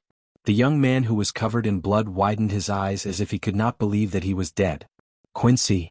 The young man's companions immediately roared in anger. Seeing their companion die in front of them, they were instantly blinded by anger. They unsheathed their long swords and rushed forward to avenge their companion. But Brando was faster than them. Although he had expected that there would be casualties, it was impossible for him not to be enraged when he saw the young man he had personally groomed die in front of him. Brando immediately pointed in that direction. 10 beams of light pierced through the fog and punched a few holes in the body of the cripple. At the same time, with a thought, the net of light immediately formed an airtight net around everyone, forcing the invisible demons to stay far away. However, the knight and the centaur elders who were further away were not so lucky. Although the limpers were only silver-tier creatures, as long as they did not attack, they would not show themselves in the mist. That was why they were able to take advantage of the situation. What's more, once the demonic wolves launched an attack, there would be many of them working together. Even if they were slightly stronger than the demonic wolves, they would still suffer a great loss. More than half of the knights were killed in an instant, and the centaur elders also lost more than 10 men. Most of the people who were attacked were dragged to the ground, and then 2 or more limps pounced on them and dragged them into the fog in the blink of an eye. For a moment, shrill screams rose and fell one after another. The entire group seemed to have turned into a slaughterhouse in an instant. Looking around, one could see wild beasts fighting over human corpses that had been torn apart. Flesh and blood splattered everywhere. An intact soldier was dragged into a pack of wolves, and in the blink of an eye, only a pile of white bones was left. Amandina was so frightened that she held her breath, but she still stood by Brando's side. Even if her face was pale, the hand that was holding onto her leather pouch could not help but tremble slightly. Vahina, who was not far away, had lost all color in her beautiful face when compared to the calm noble's daughter. Fortunately, the black-haired alchemist still showed some of his true colors as a descendant of a Kurlutz noble. He used a few strange plants between himself and the flowing fog to protect the 3 of them. Even though Viscount Elman's expression was a little ugly, he still pulled out his long sword and stood beside Vahina to protect her. Occasionally he would force back the silver-gray demonic wolves that wanted to pounce on them. The 3 of them finally managed to hold their ground. When they looked up, they saw that the fog was getting thicker and thicker. It was obvious that the attack of the limpers was just the beginning. For a moment, everyone could not help but feel a little hopeless. Except for Brando. He commanded the dragoons to protect the flanks of the youth's formation while diverting his attention to the battlefield. Finally, after a short moment, he caught sight of the male wolf's presence again. It ran to the center of the battlefield. Brando furrowed his brows. Falern Tia Windwall. The young lord shouted as he held Halran Gaia in one hand. He knew that there would be more and more limpers on the battlefield. Even if they were not a threat to him, they were a fatal threat to the youths under him. He brought them to experience the battlefield, not to send them to their deaths. When the 2 wild elf sisters heard Brando's shout, they immediately took a step back and went to the center of the formation. After attaining Vientiane, the mercenaries of Lopez had the strength of a peak silver rank. For a peak silver rank elementalist, casting a second circle wind wall was too easy. The 2 wild elf sisters worked together to cast a spell, and it only took them an instant to create a whirlwind around their fingertips. Wind, spread your wings. Falern raised her hand and shouted. The whirlwind around her fingertips seemed to have expanded 1,000 times in an instant.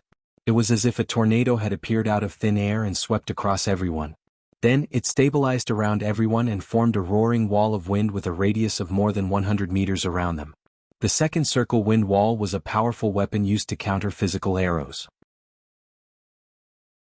It was not very useful on normal days, but it was a powerful weapon against the howling fog. When the wind blew, the fog around them immediately dissipated. Everyone saw the air ripple like water. Then, within the range of the storm, dozens of silver-gray demonic wolves appeared at the same time. These demonic wolves were slightly startled. They obviously didn't know what was going on. However, Brando did not have the obligation to explain to these uninvited guests. He pointed his finger and dozens of light pillars immediately turned them into ashes. Good idea. Quinn put down his longbow and could not help but exclaim in admiration. He had lived for more than 200 years. It was not that he had never heard of the howling fog, but Brando's ingenious idea made him feel ashamed of his own inferiority. When the wind blew and the fog dissipated, the limping walkers had lost their most prided weapon. The limping walkers that had revealed themselves were just magical creatures that were stronger than the average black wolf. The centaurs could easily drive them out of the circle of wind. However, Brando knew that defense was only a temporary measure. If they wanted to break out of the fog, they had to solve the problem once and for all. Mr. Coden, I'll leave the command to you for now, he ordered. Carglass, you'll be second in command. My second in command? Carglass was shocked. If he took over the position of second in command, he would have to face an endless sea of wolves and this strange attack. Would he be able to do his best? He could not guarantee that. But if he did not even dare to face a few wolves, Wouldn't his previous ambitions be a joke? The young man pursed his lips and nodded firmly, "No problem." Brendel gave him a thumbs up, but Coden looked at him and asked, "What are you trying to do?" The old swordsman was much calmer. "Of course I'm going to kill the alpha wolf," Brando replied. "Scarlet, come behind me." The red-haired girl was using her short bow to kill the surrounding wolves. When she heard Brando's words, she turned around and swept her messy hair back with her left hand.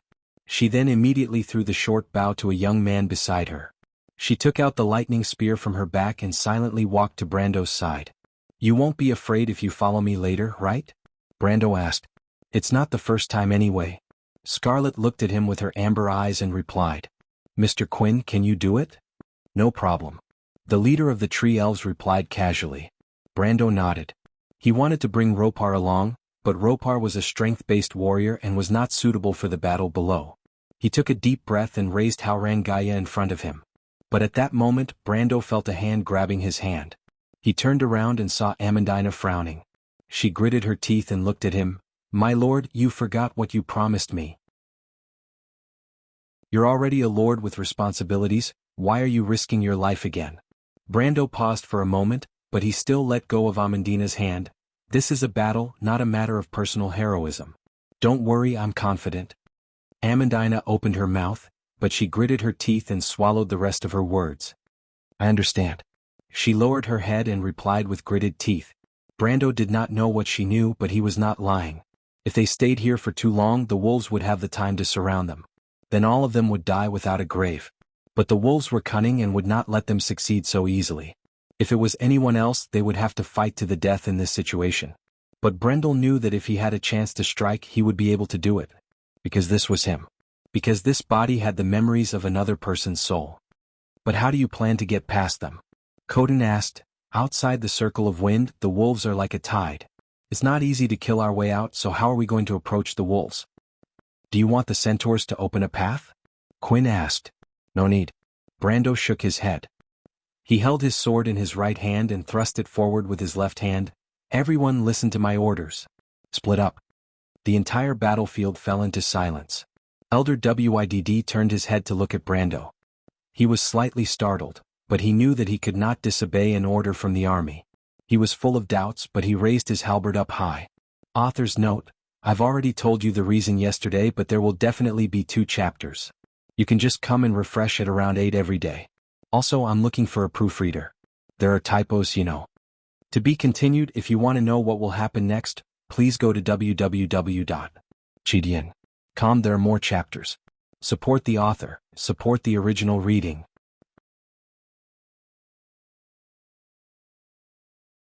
Chapter 396. Count Audine pierced his sword through the throat of a silver-gray limping monster that was pouncing on him. He then threw the monster's body far away. He did not bother to see if the monster would be eaten by its companions when it fell into the wolf tide outside, just like the rumors said. Count Dolent grabbed him by the shoulder and yelled, "Look over there. They've gone crazy." Austin was stunned. He turned around in confusion, but what he saw was this scene. The centaur commander raised his halberd high in the air. He raised his front hooves and stood in the middle of the battlefield, as he turned to his subordinates and roared out with all his might. "Formation, split up." His voice was like a clap of thunder. The Silver Centaur elders were stunned for a moment, and then there was a ripple in their formation. The crescent formation seemed to split into 2 in an instant. At the same time, the leader of the Tree Elves, Quinn, raised his longbow and shouted to the Tree Elves, "Thorisar." Dark green cloaks of vegetation spread out to both sides, revealing the path in the middle. Karglais, who was standing at the back, did not say a word. He only raised his hand to the right, and the group leaders immediately separated them. In the next moment, Brando saw a smooth path in front of him. However, when the centaurs and the tree elves retreated, the black wolves on the periphery immediately rushed in like a torrent. The earth rumbled. Audine was shocked. He did not understand why the young man would do this. Was he not seeking his own death? Or was he trying to encircle Brendel? But the black wolves outside were endless. It seemed that letting a few of them in would not help the situation. Instead, it would only add to the situation. "They've gone mad," Dolent shouted from behind. "They want to die and they want to drag us down with them?" Audine did not answer. He just looked at the battlefield. Suddenly, the noble soldier had a premonition that things were not as simple as they seemed. because things were not as simple as they seemed.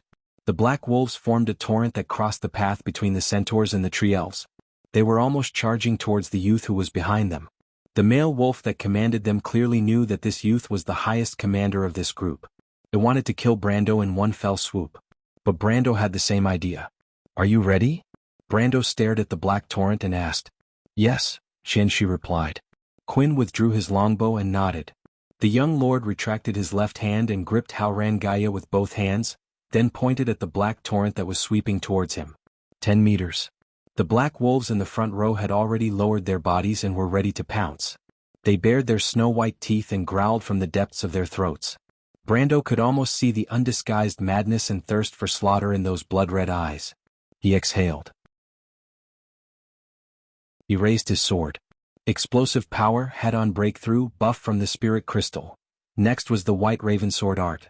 A terrifying tornado burst out from the sword, and the wind that shot up to the sky was as sharp as knives. Coden, Carglass and Amandina immediately retreated. The black wolves were even worse off. They were already prepared to attack, but they had no choice but to retreat. Even so, the wind pressure still pulled them off the ground and threw them far away. Then Brando raised the tornado and slashed downwards. This was the same sword he had used to kill the Toquinen lion beastman.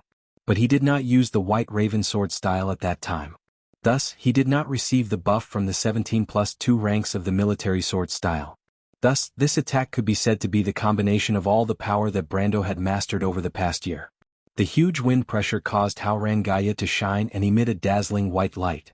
Everyone could not help but squint their eyes and stare with their mouths wide open at this terrifying attack. No, they should be looking at the tornado in Brando's hand that was gradually tilting bit by bit towards the ground. A flash of light. Everyone closed their eyes. Then they could barely see the wind blades exploding in all directions. The black wolves that were at the front of the tornado were directly torn to pieces, and those that were further away were at least pulled up into the air. Their fur and bones were separated, and a rain of blood sprayed in the air. The wind pressure pushed forward, and the black tide that was rushing in was swept away by the sword like a reverse river.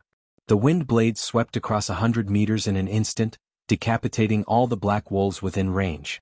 The aftershock continued to move forward, and the black wolves within a few hundred meters were swept away. The shockwave even spread across half of the battlefield. Even the misty howler in the middle of the battlefield felt a chill run down its spine. It instinctively raised its head, wanting to see what kind of danger was causing it to feel uneasy. But it immediately saw the most shocking scene in its life. After Brando's sword slashed down, a sword scar that was almost a few meters wide was formed in front of him. He was almost completely exhausted at this moment. If it was an ordinary person, his strength and dexterity would have been reduced to less than half at this time. But Brando saw a green light flashing in front of his eyes, and immediately weaved a message. Unyielding talent activated, strength and dexterity continue to be at their peak. Brando's body shook a little, and it took him almost 3 to 4 seconds to recover his breath. But he could not help but secretly complain in his heart after this sword slash. Because he had used all his strength, he still felt as if his hands did not exist. Even after a few seconds they were still sore.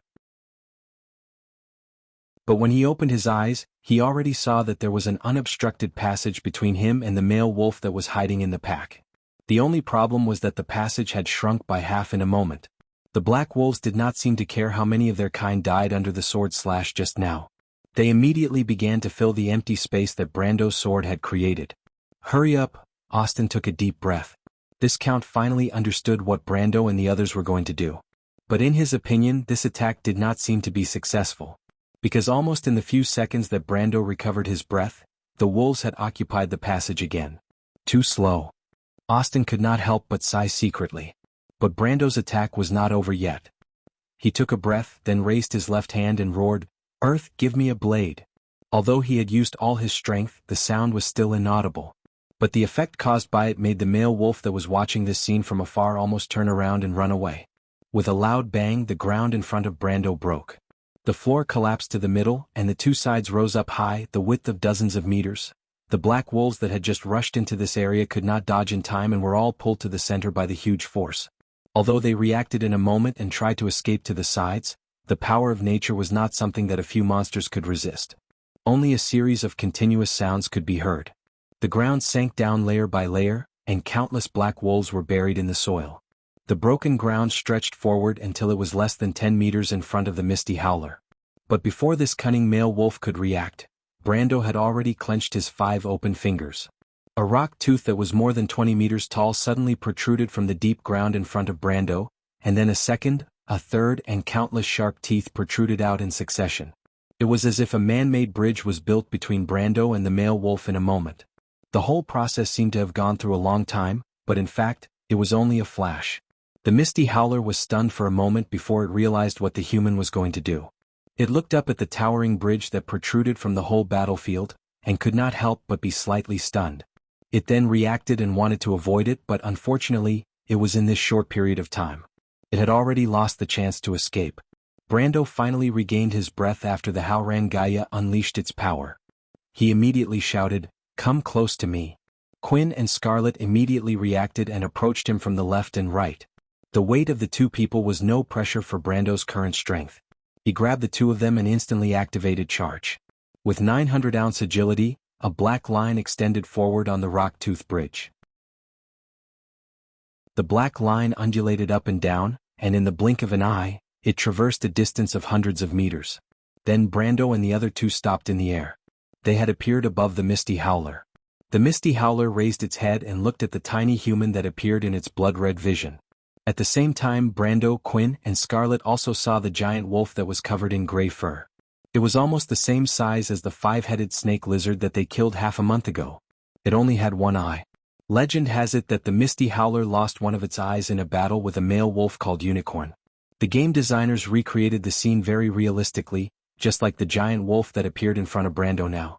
But Brando did not have much time to admire this terrifying monster. They had to end the battle quickly before the other black wolves reacted and before the rock bridge collapsed. In other words, they had less than a minute to solve the problem. "Scarlet, restrain it." Brando shouted, "Mr. Quinn, cover me."